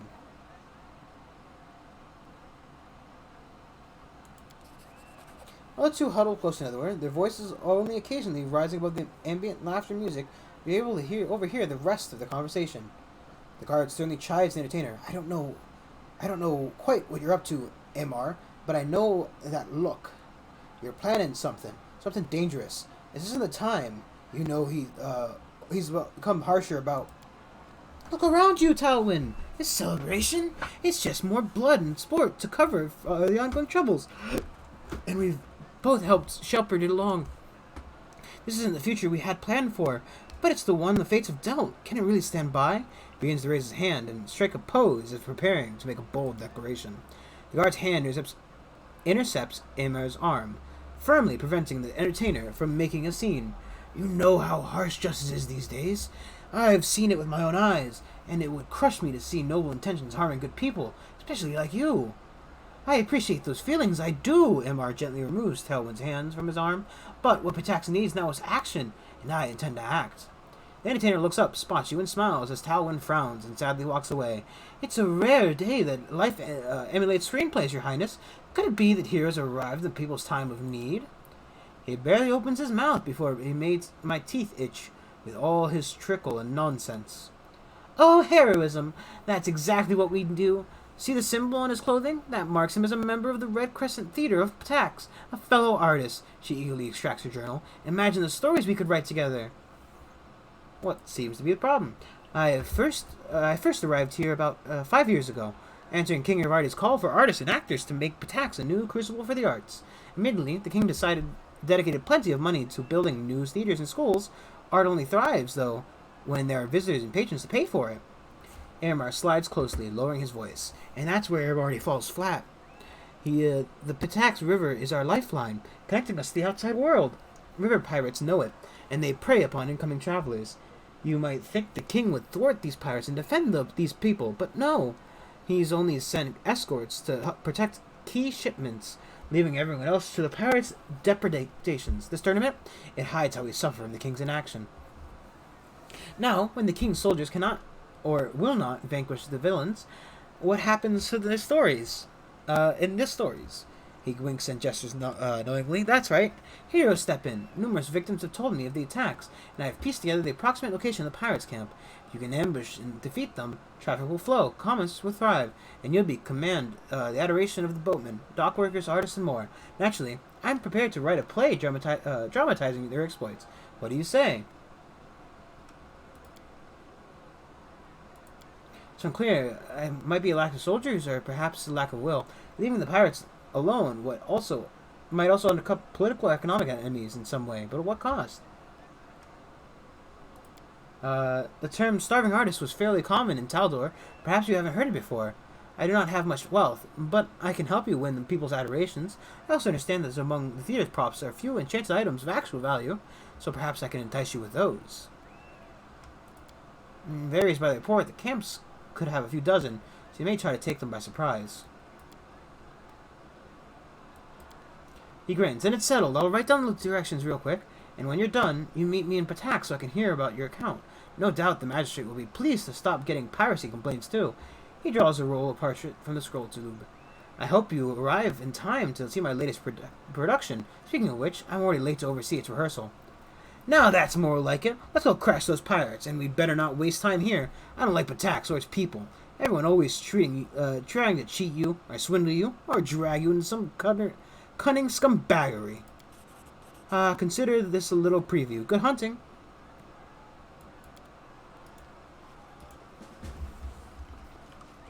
So I'm sorry, you want me to leave the area to go?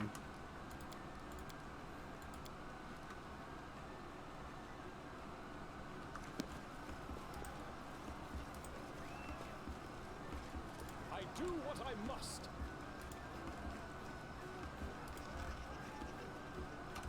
This area is humongous.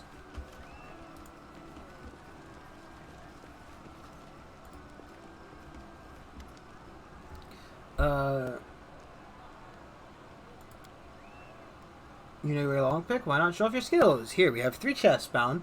The finest dwarven lock straight from High Helm. 1 attempt, 500 gold. Open 1 lock and you receive your money back. You get some of your money back. 2 locks, you get more than back when you paid. Open all 3 and you get the grand prize. I'll try. 500 gold. Where's Lindsay? Just letting the ink dry. Anything else? Applause, please. Ugh.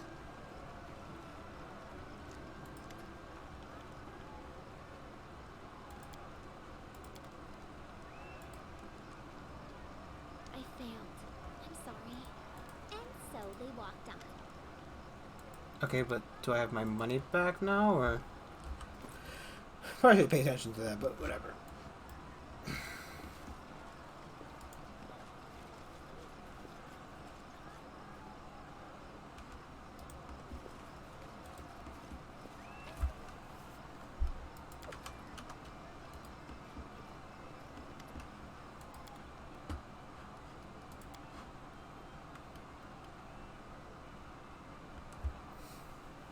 I mean, why over 10 minutes?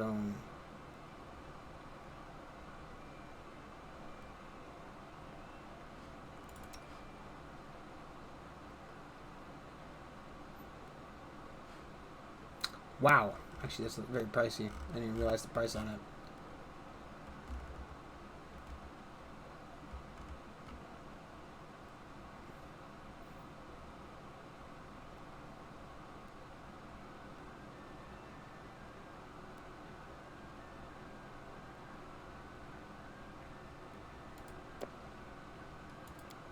fuck.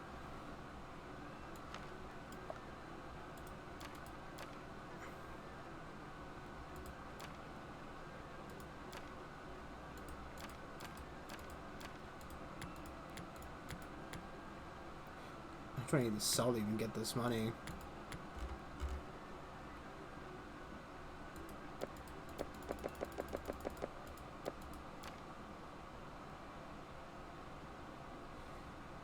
They're actually worth the effort.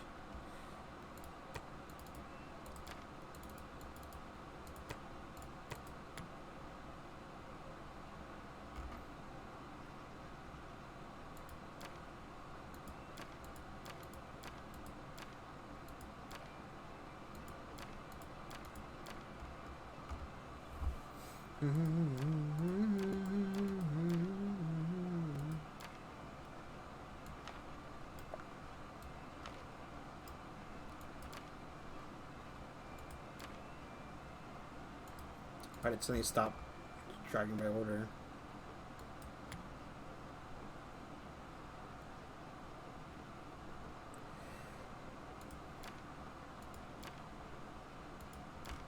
Is this... I'll keep that much as the case.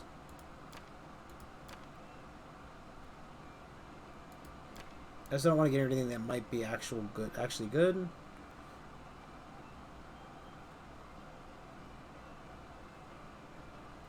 I mean, I feel like, right, obviously I'm not even going to use any of this stuff anyway. So it's kind of pointless that I would even check to see if they're good.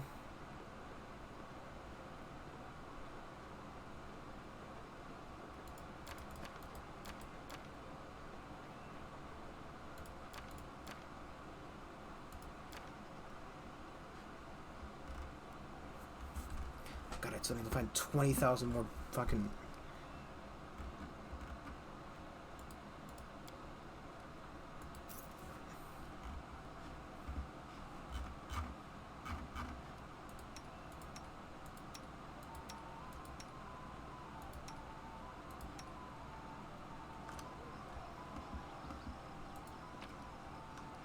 I wonder if I just save and go see if we can do that pirate thing real quick. I really want that helmet, or that, yeah, the crown, because it would make a very good crown for the kineticist that we have for the blasts. Extra damage for him would be nice. Just be nice. It's nice to have, you know.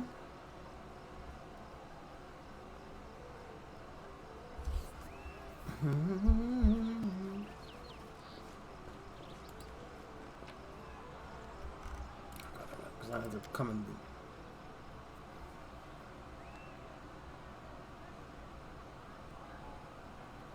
Okay, so I have to stay here.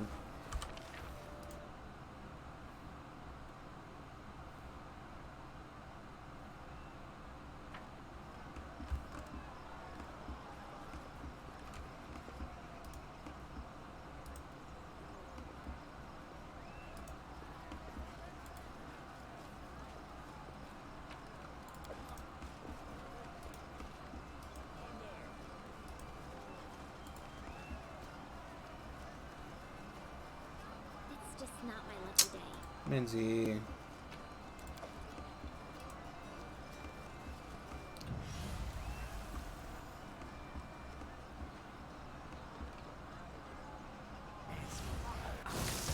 Yes.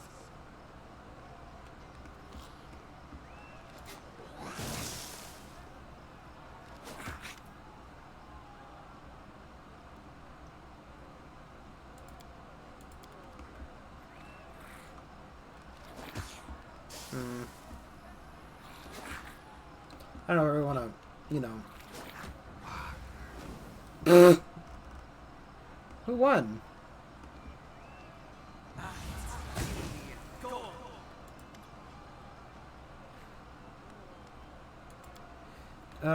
Sure, the goal is simple.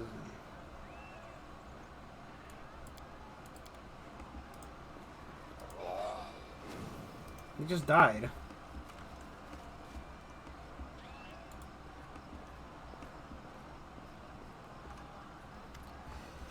An elf in leather armor. An elf in leather armor scans the crowd intently. He seems to be the only one at this celebration not participating. He also is the only one besides the guards whose weapon isn't sealed. His Highness, Your Highness, welcome to Batax. Irise Khaleesi, Captain of the City Guard at your service. Oh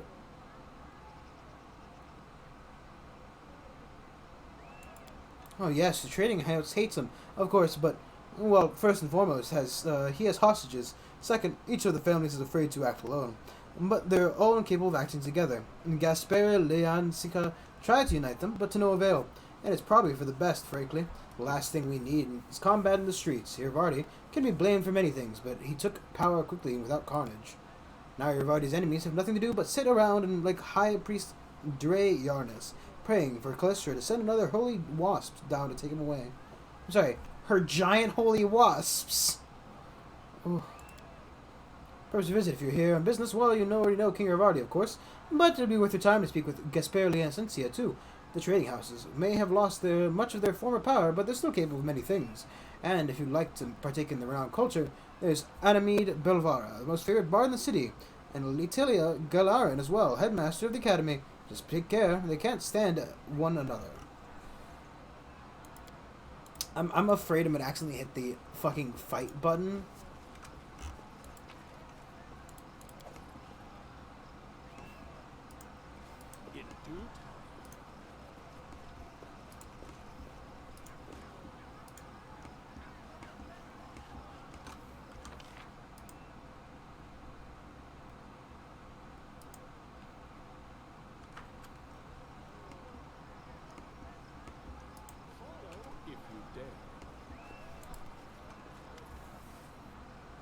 My regards, King Jern. Gaspare Liancincia at your service. I am the head of Liacenza family, and master of the remains of the Iron Fox trade house. Reading. Before everybody took the crown, it would have been my family's receiving you, it would have been my family receiving you at our house. Alas, we're simply guests at a celebration now. Dark and sordid story, and I'd swear I'd give my life to learn the full truth of it. Patax was founded by 4 families and ruled by their 4 trade houses for centuries. We quarreled some from time to time, of course, and property didn't always change hands peacefully, but none of us would dream of impinging on another's family's lawful rights. And then Hirvardi appeared. We underestimated him, though thought him not more than another adventurer like the thousands of others that in this region. He handled matters quickly and chaotically, with assets running through his fingers faster than chips at a card table. His wealth grew rapidly, but he still wasn't a big fish, for a while at least. He invited representatives from all trade houses to play cards. No one really knows exactly what happened, but by morning, he owned most of their assets, including the crown. They suspected a rigged game and sent representatives from the families to discuss the matter with him, and then a wave of disappearances rolled across the city.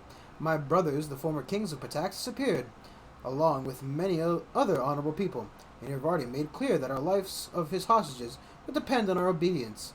He was king, and our wealth and power lay in ruins. It would seem so, wouldn't it? Yet appearances can be deceiving. Yes, he has made many rich and happy, but there would be many more lives that he's dragged through the mud for his own endless celebration. Trust me, there are many who would gladly put an end to his rule. But the king has so many spies that everyone's afraid to discuss it. Ask the head of his precious academy, Atelia Gitterin, what she thinks, or maybe High Priest Dre Yarns. You'll see the mouth shut tighter than an oyster's shell. Patax's high society is a notorious snake pit, not that much different to any other high society in the world. It'd do better to tell you whom you should avoid. There's a gloomy, sickly-looking gnome wandering about, Karn Varil, chief of the so-called Thieves Guild. He's everybody's primary business partner, and they understand the word business quite broadly. Certainly not picking pockets. The fellow came from Numeria shortly after Hirvardi started his reign. I won't lie, the Bataxian trade house occasionally made some questionable deals, but before Hirvardi, those like Varil were driven from the city faster than you can say first dose is free.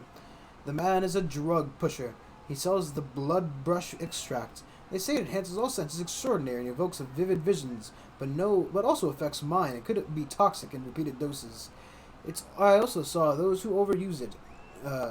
they could not put 3 words together. God, maybe this is what I have. Because of Ariel, half the city's youth is on his trash. And Iravardi's pleased as a punch about it. The more time this isn't spent in altered states, the fewer questions they ask. The gnomes also uses his own product. It affects both the body and the mind. He fears his own shadow, seeing depiction of deception and trickery everywhere. Those who deal with him hope for fabulous profits, but they more often than not end up being the bottom of the river. So I'm not speaking with you, Your Highness. I'm there. Don't worry. We'll free you. Free all of you. Whether you like it or not, we're here to free you. Your Royal Highness, welcome to the Rushlight Tournament. My name is Nunzio Arpia, and I have honor of being the Titus Royal Master of Ceremonies. You could say the organization of this tournament rests on my shoulders. If you did anything, I'm at your disposal. That's fine. I don't want to start the tournament yet. I want to talk to other people. They might be important.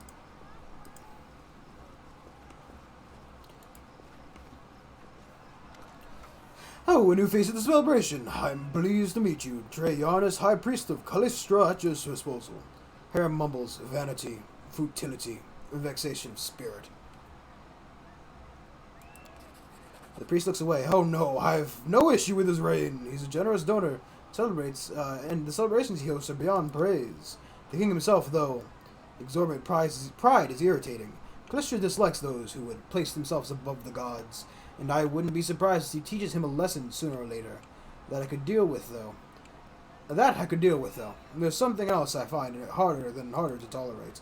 You see, the goddess patronizes bodily love, but only that given voluntarily. It is sometimes difficult for me to protect our young priests and priestesses from him, from his unsolicited attentions. I fear to imagine how hard it must be for our beautiful Anemede, or what Attila Gitarin must be dealing with. The king is said to often mistake the academy for his personal harem. Of course, she has been the patron goddess of Patax since its founding. The goddess likes our joyful town, and its citizens love her in return. If ever you visit Patax, you would surely enjoy the proud spikes of a cathedral. It is the most beautiful building in the city. There are many prominent people here, as usual. My first recommendation would be the Mastro Anemede. Many give their lives in exchange for words with her. She's Patax's best singer and the finest of its women. We did this, but it didn't blow it out for some reason.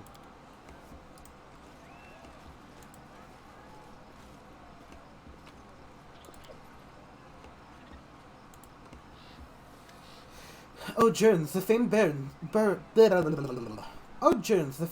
Baron. No, excuse me, the King of the Stonelands now, has come to visit us. It is such a delight to see you here. Hello, Lady Provocateur. Aren't you afraid you'll burn out at work one day? Master Bavara! Do you remember me? Lindsay blurts out, turning bright red. Ah, Lindsay, of course I remember you. You and your nonsense at the poetics exam. I hear you have your own publishing house now. I didn't take you for entrepreneurial sort, but I'm happy you finally found your calling. You look like a spy to me. Prepare to die. I just like how there's an option just to fucking beat everybody up. Have my humbled verses so offended you that you might recall their sting? Please, your highness, it does not behoove a person of your standing to take umbrage against a petty bard. Don't you know the old proverbs? The tunes are chosen by the one who plays the piper. You could have easily asked for any of my admirers who Anemede Bavara is. That'd be about 3/4 of Patax, and the rest of all my haters. Ha ha ha! You don't get to be the best among a city of poets and musicians without gathering a few enemies along the way. But why should I concern myself with the hacks and soreheads? Enemy's face darkens for a moment, but she quickly regains her sweet smile. Love him or hate him, you can't deny he's a great man. But Tax was a boring place before him. Only pirates, fences, and other scum did any business in the area.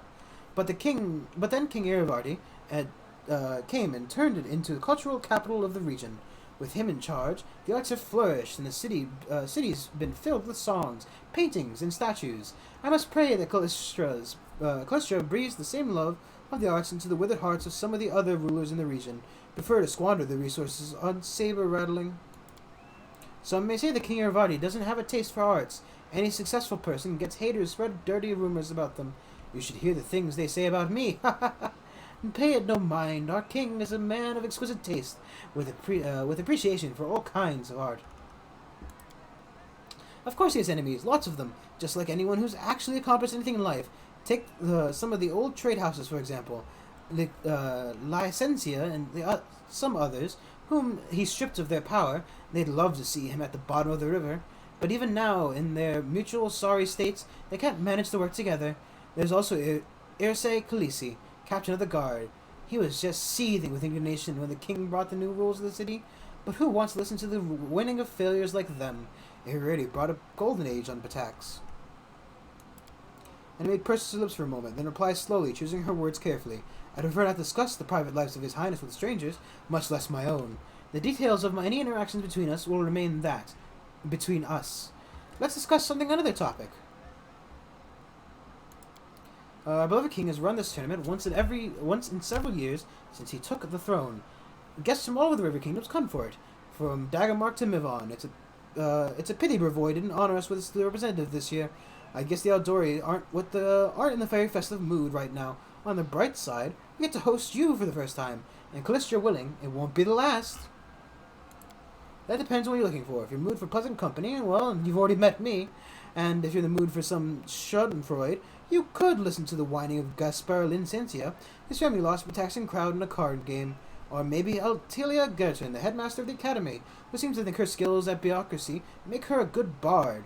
And if thrills are what you're after, especially shivers on your spine kind, try speaking with Karn Vessel, the head of the Thieves Guild. So I wonder if we go back and talk to this guy.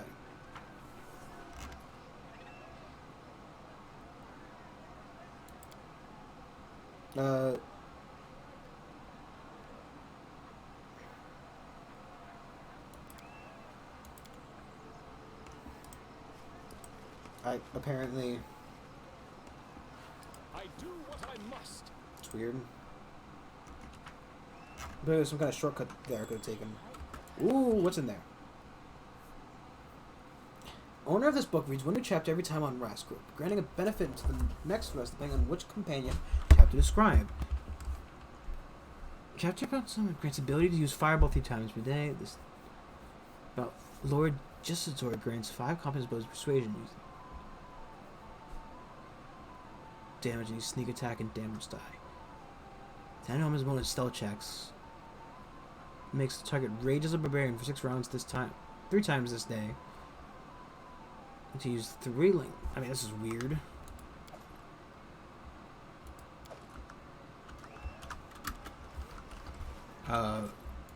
Give it to Lindsay, I guess.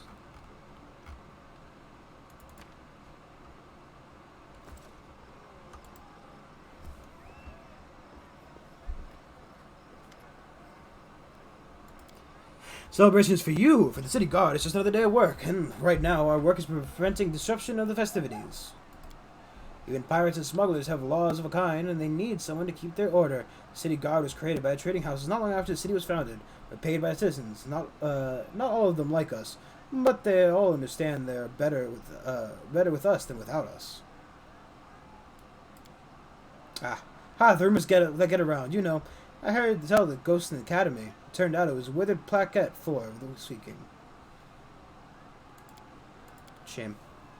Shame, shame, shame.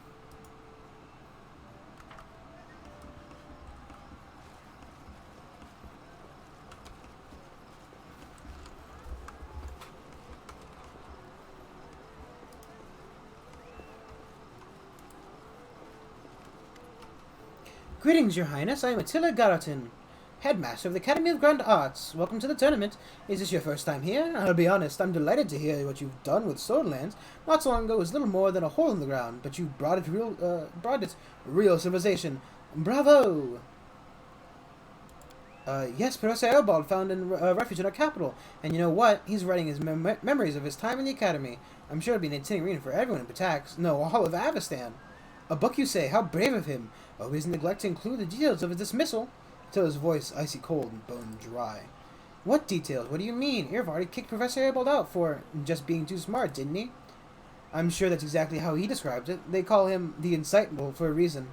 After all, anyway, forgive me, I have no interest in discussing this topic further. If you'd like to exchange idle gossip, I'm sure you can find much more willing and interesting company here. I suspect you know whom I'm referring. Just splendid. You ever find time to visit Tax, I'll give you a tour. We're currently holding an exhibition of our graduates' work. And though it's a pity that... No, it's fine. Believe me, we have plenty worth coming and seeing here. Oh no, don't worry. I'm just disappointed that one of our best students, Trebicent of Cordelon, couldn't be here today. He could be singing in any capital, but the king chose to send him to some backcountry village called Littletown. Of course, His Highness could never squander talent, so I'm sure we'll hear from Trebicent again. But still, I do worry. Forgive me, Your Highness, but this is defamation. My students and I owed everything we have to King Iravardi. If not for him, the Academy of Grand Arts wouldn't even exist. It would be a base ingratitude from on my part to engage in any conspiracy against our patron. You must have confused with Anamite Barbera. She is certainly always ready to bite the hand that feeds, or caresses. There are many respectable attendees today. You already know King Iravardi, of course. You should speak with High Priest Day Yarns as well. Truly a wise and honorable man. And if I may give you one piece of advice, beware of Carnveal. He may be a business partner with King Iravardi himself, but those who deal with him usually find themselves in a bad way. Since he showed up in the city, our dear captain of the guard has so much more work than he... Attila stops short, covering her mouth. Forgive me. I probably said too much. It's fine. Excuse me. Too many hiccups.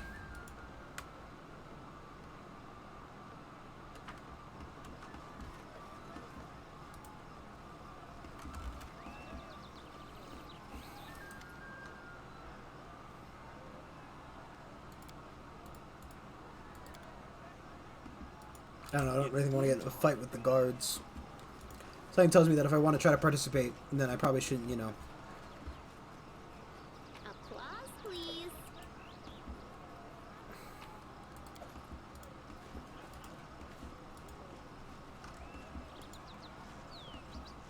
I'm there.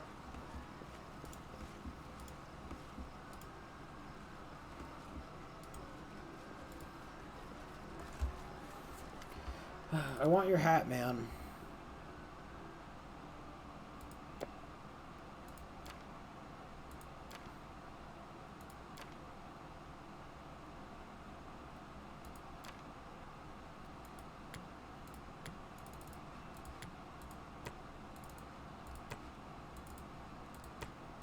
31 pieces of cheese.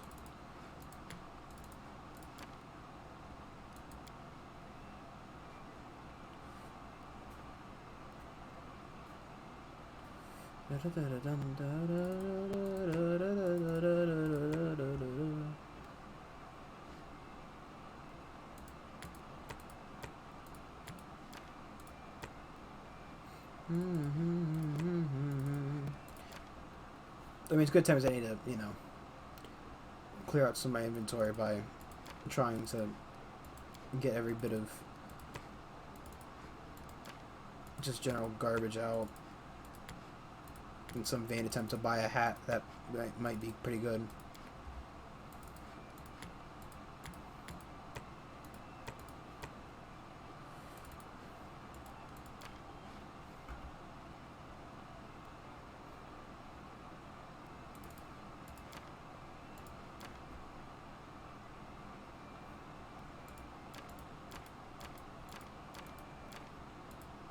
Man, these scrolls are surprisingly cheap.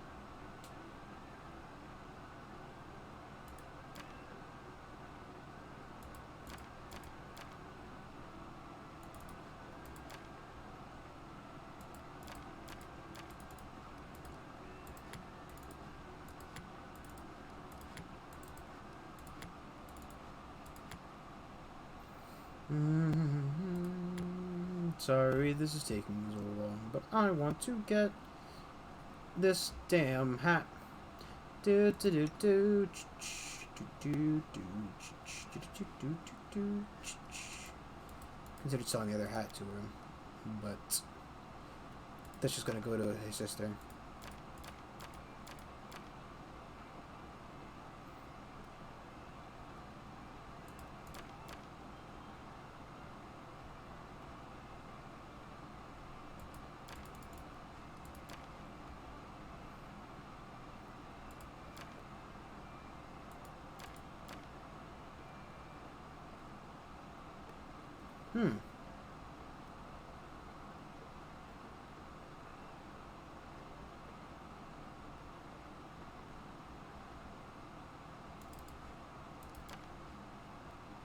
God, so close. So very close.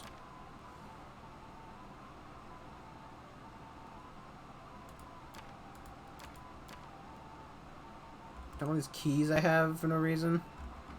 So the dinosaur bones. I mean, part of me doesn't value them. Part of me does. Cassie says spells. Don't need these. Keep that one because it's good.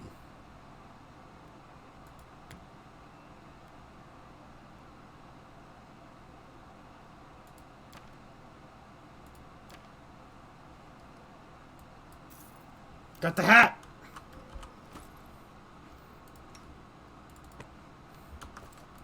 Command me.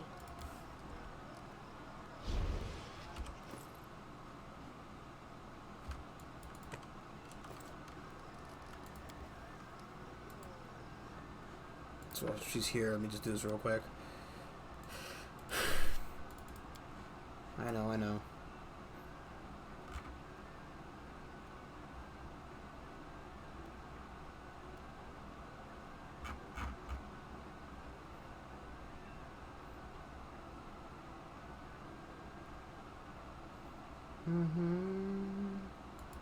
Sure.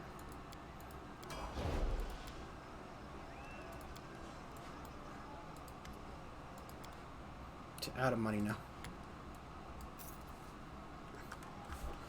Okay. I think it's a smart idea to more or less avoid the drug deal that everybody keeps talking about. So let's go talk to the guy and do the thing. Next time, no. We still had a half hour to dig around. I'm ready for the Fisherman Channel. Let's go. Trumpets sounded over the arena, announcing the commencement of the Fishers Triathlon. We were to distinguish ourselves in 3 sports, if you could call them such. You'd be the judge, dear reader. The first round was fish carrying. If you can believe it, they built narrow bridges over pits of mud and placed barrels on either end. One side filled with fish, the other side empty. The goal was to get all the fish from one side to another, barehanded, without falling into the mud. I'm sure this was just what you imagined for a royal tournament. Throwing fish at your opponents was prohibited, but there was one unofficial but well-understood rule in the tournament. Don't get caught. We had to decide which of us would participate, as well as how fair we wanted to play.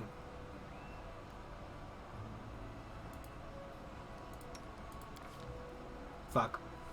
Amira quickly realized that it would be hard to earn an honest win while everyone else was cheating. She hadn't even managed to move half the fish before someone slyly tossed the fish beneath her feet. Amira slipped and fell into the mud. We lost the round, but the competition wasn't over. Second round was untying knots. Competitors would be tied up in poles resembling ship masts, and they had to escape the ropes. We once again had a choice to make.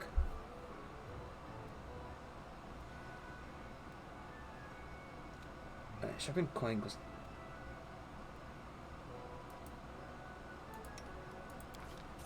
They escorted the cheaters out of the arena. The crowd laughed and whistled all the while. With a third of the competition gone, Lindsay easily outpaced the others, untangling the ropes and making her way to the judges, while the others still wrangled in their bonds like flies in spiderweb. So we won 1 round at least. The third would be crucial.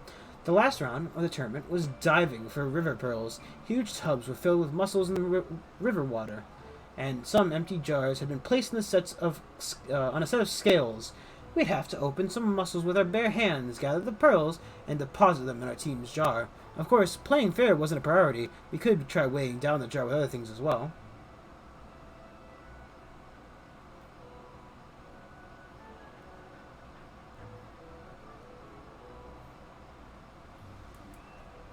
Honest! Damn it! I dove to the muddy water and started opening shells. I don't know why I'm trying to do honest. I'm a cheater. I'm an evil fingernails in the process. Put a fistful of pearls in the jar as fast as she could, but once time was up, the jar wasn't the heaviest. We lost the third round. We were wet, muddy, and smelled the fish, and all for nothing. Traveling Victor tax team. What a disappointment.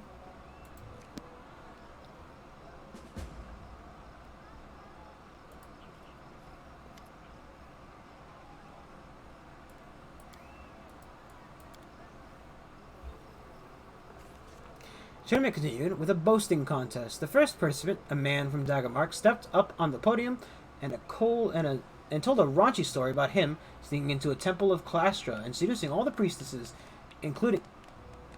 Is that like the recreation sound? Including the high priestess in a single night. The crowd was particularly amused by the suggestive glances he kept casting towards one of the guests from Timon. She simply smiled mysteriously in response. The second participant was a guest from Grauton, who told a completely implausible tale about his travels across other planes, where he battled undead horrors and defeated a blood-curdling monster. He was an average storyteller at best. He'd be lucky to get a C for that story in the academy, but listeners were inexplicably elated. Suspicious, we took a closer look at the crowd and, of course, spotted a bard using some tricks from the trade, and likely a little magic to aid Glutton Man's performance.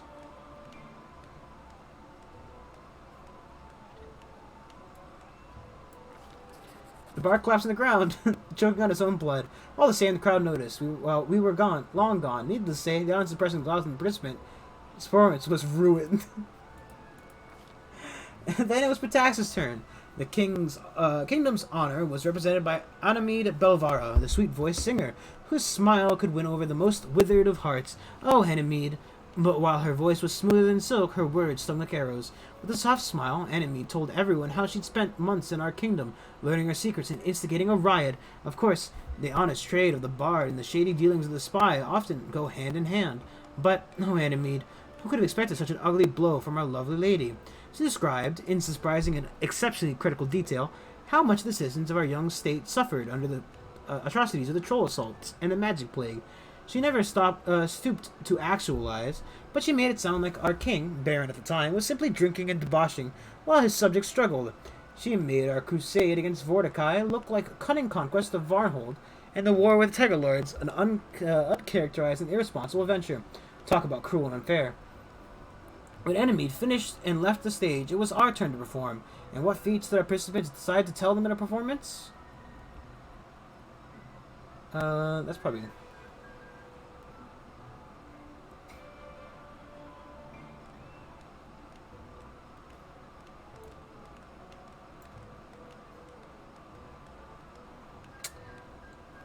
I think the higher check is the better one, right? Because if it's a higher check, that means it's harder to do. It wasn't easy getting the crowd excited for the story. They were all glorious feats, of course, but that was the problem. The audience had already heard them time and time again. Lindsay used all the eloquence she could bring to bear, breathed new life in these old stories. The audience hung on her every word, sometimes laughing uncontrollably, sometimes holding their breath to avoid missing anything.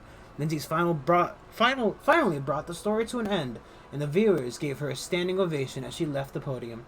The woman from Timon, a priestess of Callistra, went last. She told stories of her love affairs in faraway countries and on other planes, casually mentioning an unpleasant disease she contracted over the journey that took her a long time to get rid of. Hearing that, the participants from Daggermark paled and grabbed at his belt, bringing roaring laughter from the rest of the audience. And finally, the judges announced the winner, Lindsay.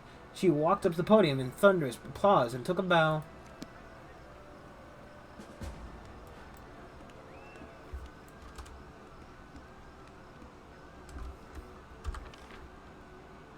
I wonder if they have different,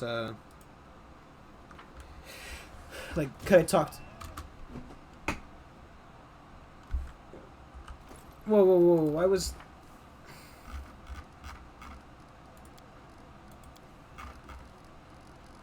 What was that about?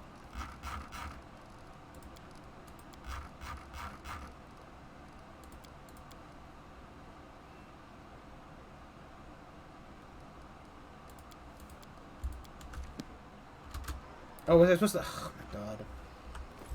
Just fucking with a spoon, man. So I guess I failed that. Would it be a bad idea to reload at this point? Oh, yeah. I don't want to cheat, but at the same rate, fuck me, I didn't realize that. Follow if you dare. No, she's just gone. Explains that. Okay, well, rip, whatever.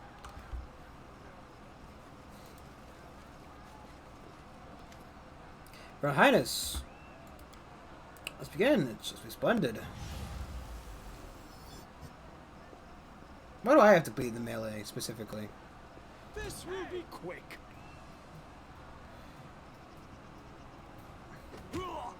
Yeah!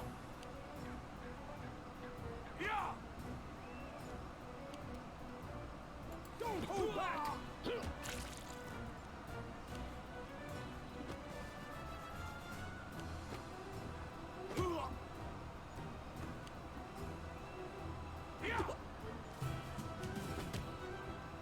I now realize I have significantly higher health than all the rest of these people. This will hurt. Alright. Maybe I should walk like 5 feet away just to, you know, hopefully have someone to turn on each other. Okay, there we go. He's helping out now.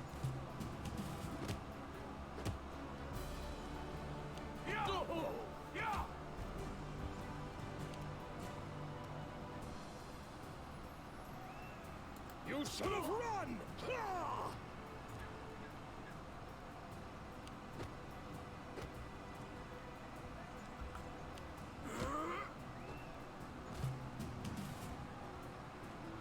Why are they gonna attack me, huh? Strike. Come on, I know I got significantly more health than you guys, and the higher AC apparently. Go. Yeah. Yeah.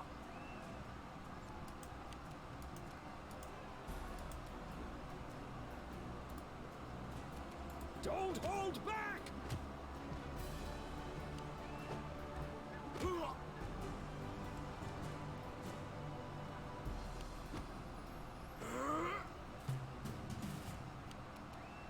This will hurt.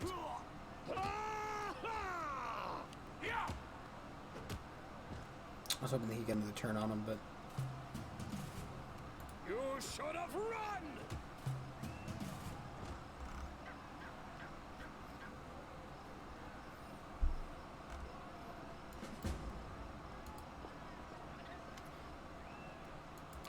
Yes, His Highness is about to make a speech announcing the winner. Look, everyone's gathering around now! Lords and ladies, another rush-like tournament has come to an end. I'd like to thank all of you who honored this event with your presence. My friends, I'm happy to see all of you, but I'd like to give a special welcome to one guest who found themselves invited here for the first time. Today, we had the Baron, no, excuse me, it's King now, isn't it? Of a majority of what was once the stolen lands. Thank you for coming, my darling. I can call you that, right? I thank you all my No. No, I'm not your darling, I first Garibaldi. learned of him from my friend Stefano Mosconi. To be honest, his report was less than flattering. Impassable swamps, monsters galloping about, and a complete absence of any valuable resources.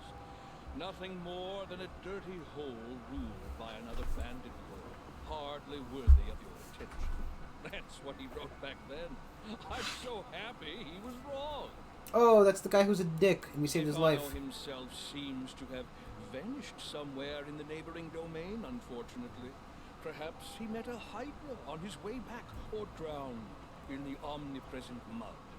Or maybe he just caught the Baron in a bad mood, eh? Maybe. I'm pretty sure we killed him. Stefano was a great fellow.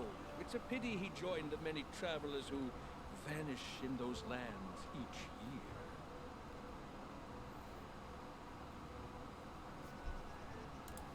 Truth be told, even now traveling that domain is a less than pleasurable experience.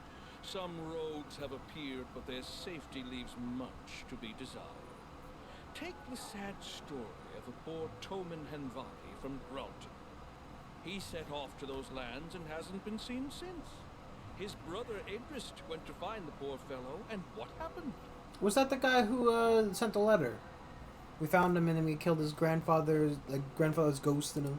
The Baron found the body in the blink of an eye, almost as though it was stored in his cellar. Haha. And the hunt the Baron put on, clearly imitating my tournament, it was beyond description. While guests were out hunting hydras and owl bears, the latter came from behind and ate at the banquet table, along with all the servants.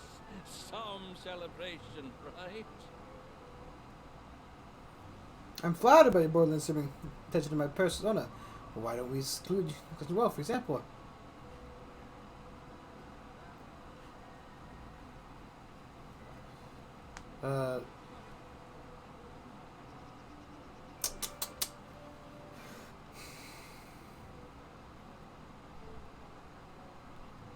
Ooh, which one I want to go with?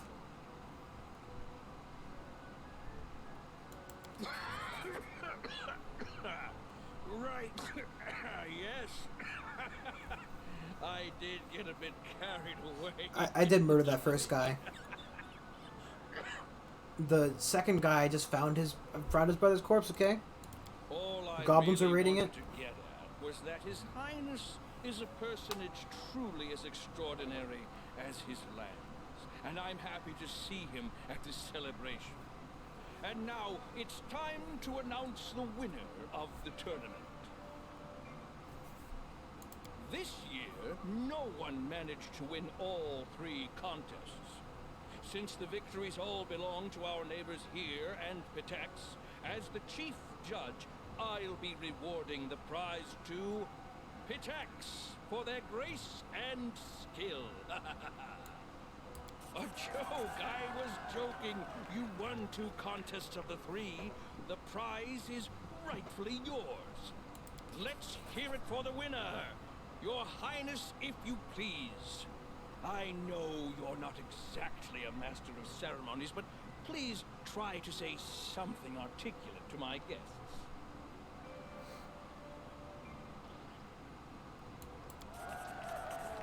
Despite everyone's efforts to smear you in the eyes of the guests, the audience is elated.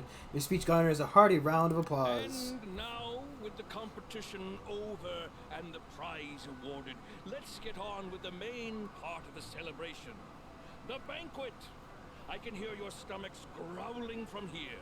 Let's get to the table, and later we'll see an unforgettable fireworks show.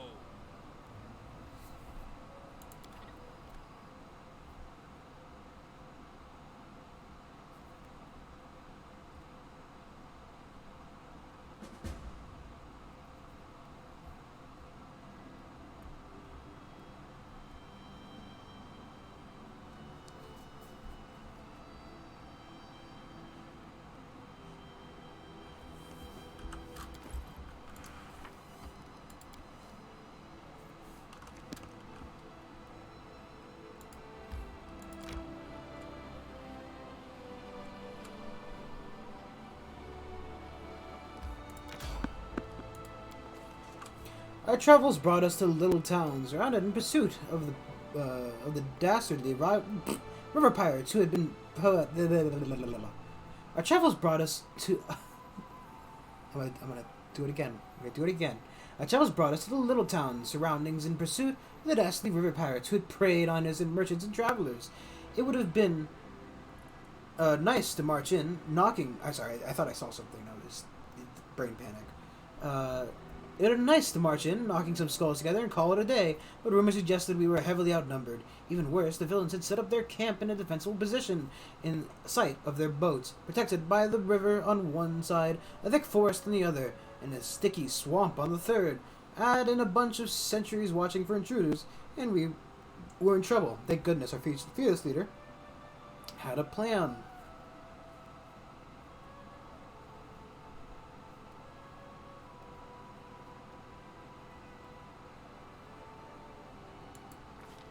Fuck. Leader found an animal trail, led us deeper into the woods towards the camp. We confidently followed, not knowing quite what had cleared the path. It soon became too apparent that our leader's foot lodged in a large burrow, eliciting a menacing growl from beneath the earth. Follows a brief and terrifying farce involving a family of badgers, low-hanging poison ivy, and some very choice words. I'll note that choosing this route was not my idea. We picked burrs from our cloaks as we reached the edge of the camp clearing. From there, we could see that there wasn't one camp, there were two. Second was several hundred feet away, judging by the campfires, which had meant we could vanquish the pirates in one camp before the other could respond. I mean, this is just exactly the plan you'd read about in Dashing Tales, and our enemies fell right into our trap. We quickly dispatched the sentries before launching an attack on the remaining pirates.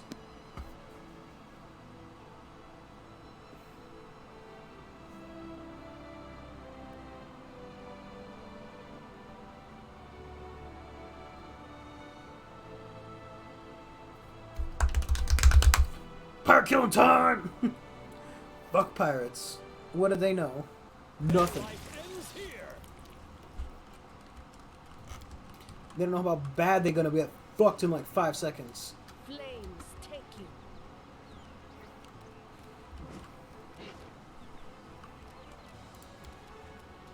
Go get him, my mate. Drop easy.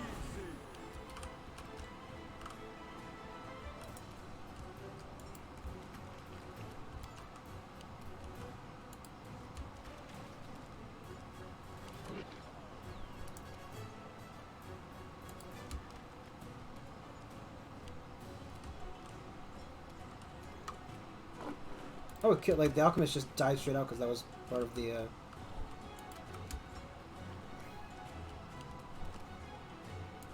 Taste my fury.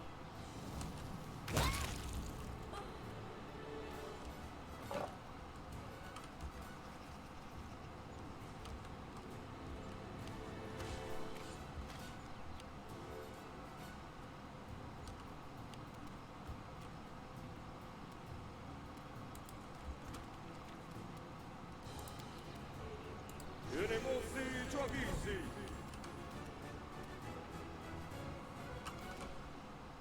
you just charge him, but, you know. I wonder what, oh, is it, they also just die because of our, amazing ability?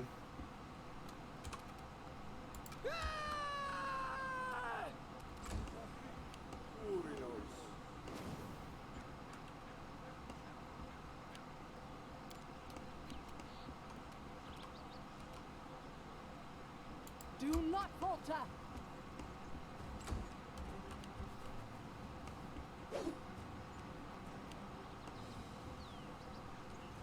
What am I under the effect of? Oh, sickened because of the, probably because of the thing.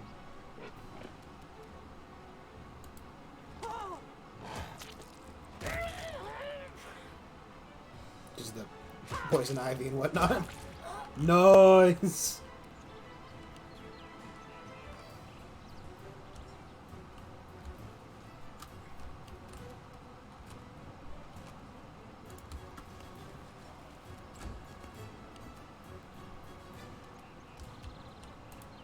Just have her run the camp, essentially.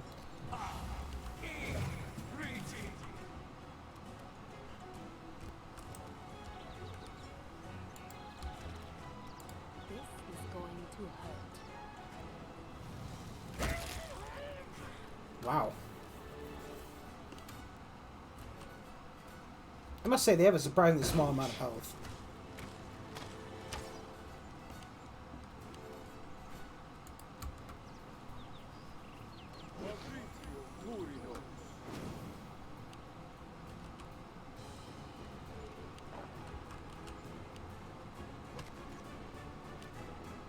Strike! Amoran exentes.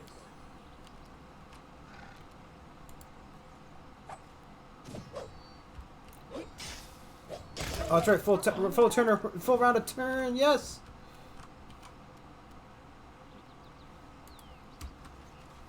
Victory is inevitable.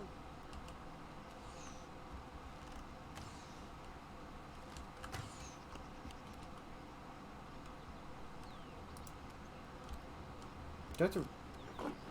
Wow. Absolute nonsense. What a waste.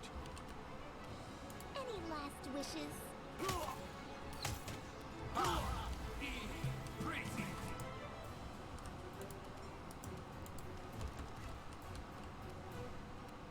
I should have, of course, checked if I could have done anything.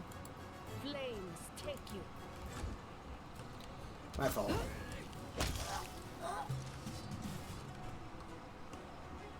Oh, okay.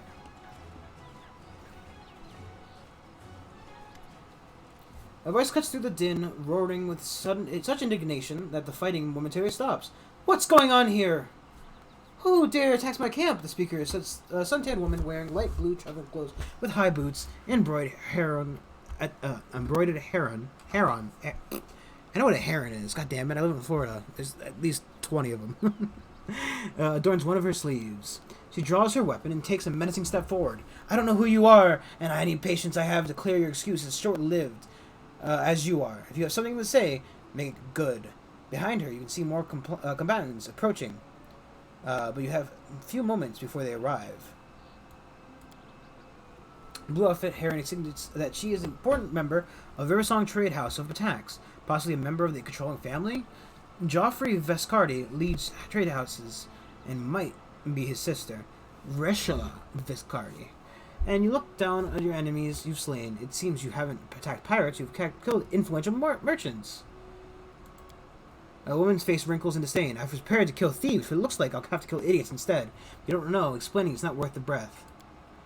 Well-dressed woman glowers you. Explain quickly.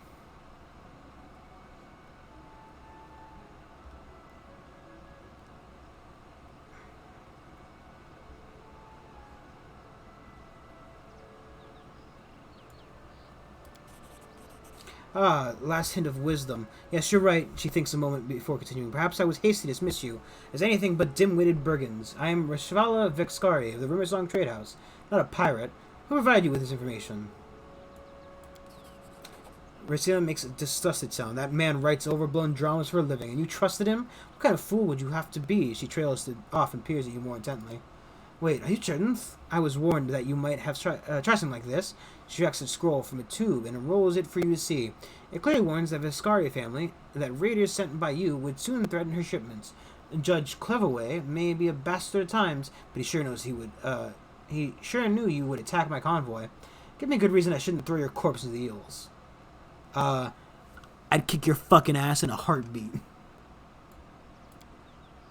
A little too convenient for my taste. I don't like the sound of your story, and frankly, neither do my men, she remarks, smirking as she notices your clumsy explanation brought her remaining forces enough time to arrive.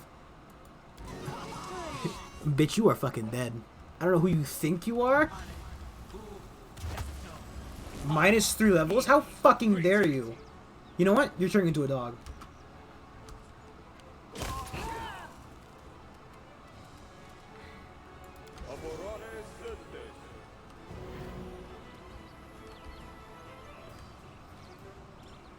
Become as dust.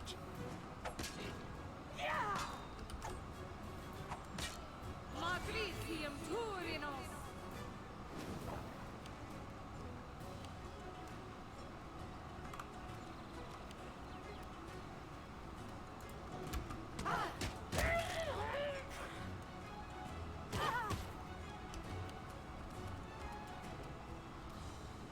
Let's just use your movement to get into camp this turn, eh? I think you already have a stare-up thing and should allow us to just... Taste my Oh no, because the combat ended, the gathered power went away. Coolio. 100 fucking damage for a... Whew! Feels bad, my dude. Onwards. I also realized the bar was over there.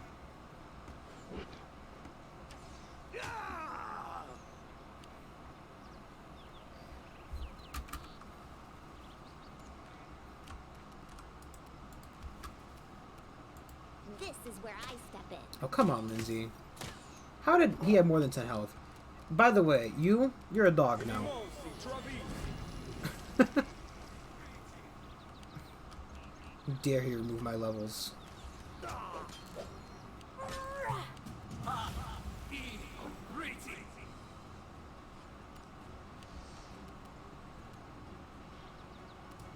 Repent.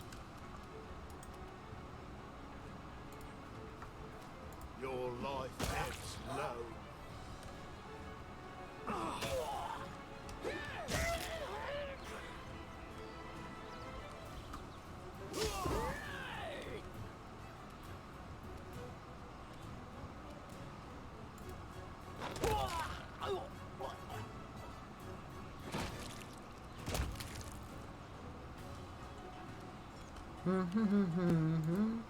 You get for thinking you could fucking fight me, you dumb bitch.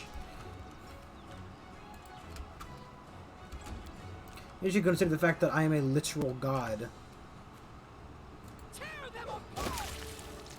Squish.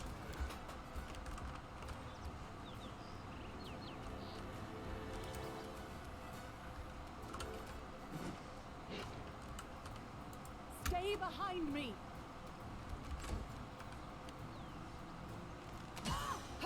I mean, to be fair, at level 14, I essentially count as a fucking natural disaster. So, I mean, like, I don't know where they thought they were getting off, like, fucking thinking they could take me down. But when you see me approach with a giant, like, a literal giant fucking cat. Don't hold back. Right, because I got this giant smile on, and I got this giant woman. And here you are, like, I'm gonna fight that. You see where the stupidity maybe comes into play here? What a waste. Oh, come on.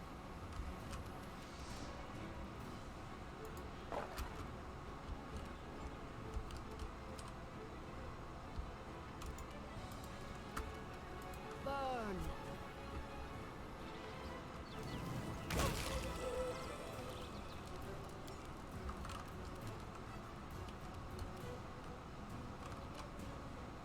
They go down.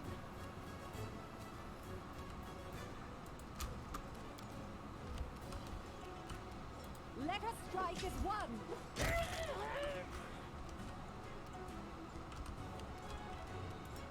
You deserved it.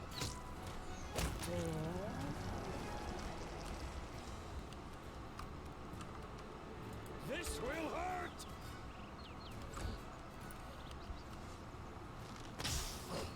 A mere flesh wound.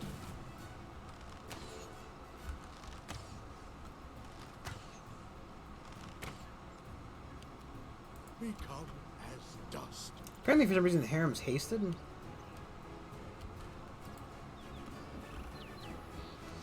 No, he's slowed now. It's fine. Whatever. Flames take you.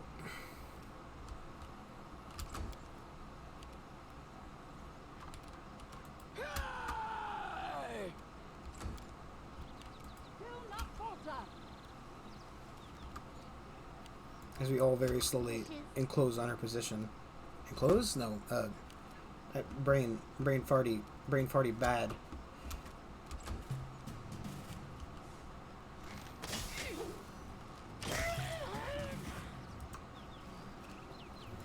Bunch of free stuff. Bunch of free stuff. I'm getting a bunch of free stuff.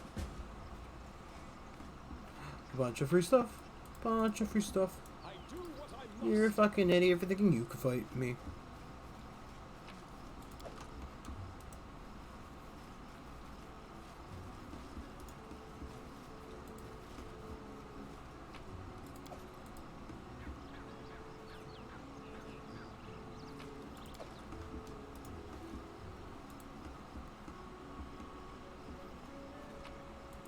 So do I attack the secondary camp, or was she coming from the secondary camp, and thusly I don't need to go attack that? Like, I get that, you know, obviously it wasn't, you know, it wasn't actually a bunch of bandits. You know, I understand context clues and whatnot, and, you know, I'm able to read believe it or not. Based on my, boy. Based on what I've shown, I find it understandable if you assume that I couldn't read, but, you know.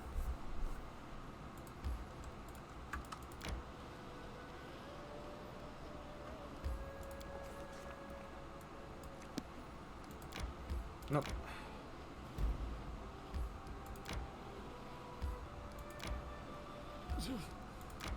Adventures can wait. I wonder, would it be quicker to go...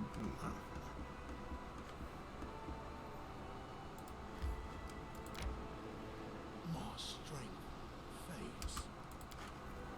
Okay, I think it's about time to end, though. Sadly enough. Why did it zoom out like that? Visitors of the castle. Octavia don't know what to talk. Want some golden iron, which you can't do because we don't have a fucking guy.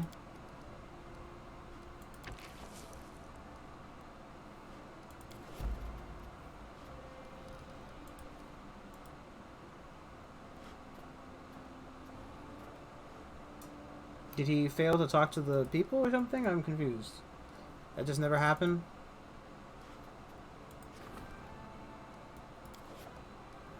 Okay, whatever. Okay. Tomorrow we'll hopefully finish off Super Mario Sunshine. Then maybe we'll run to RimWorld probably. Who knows? We'll figure it out. Anyway, thank you all for watching. I'll see y'all next time. Yeehaw now. See ya. Bye-bye.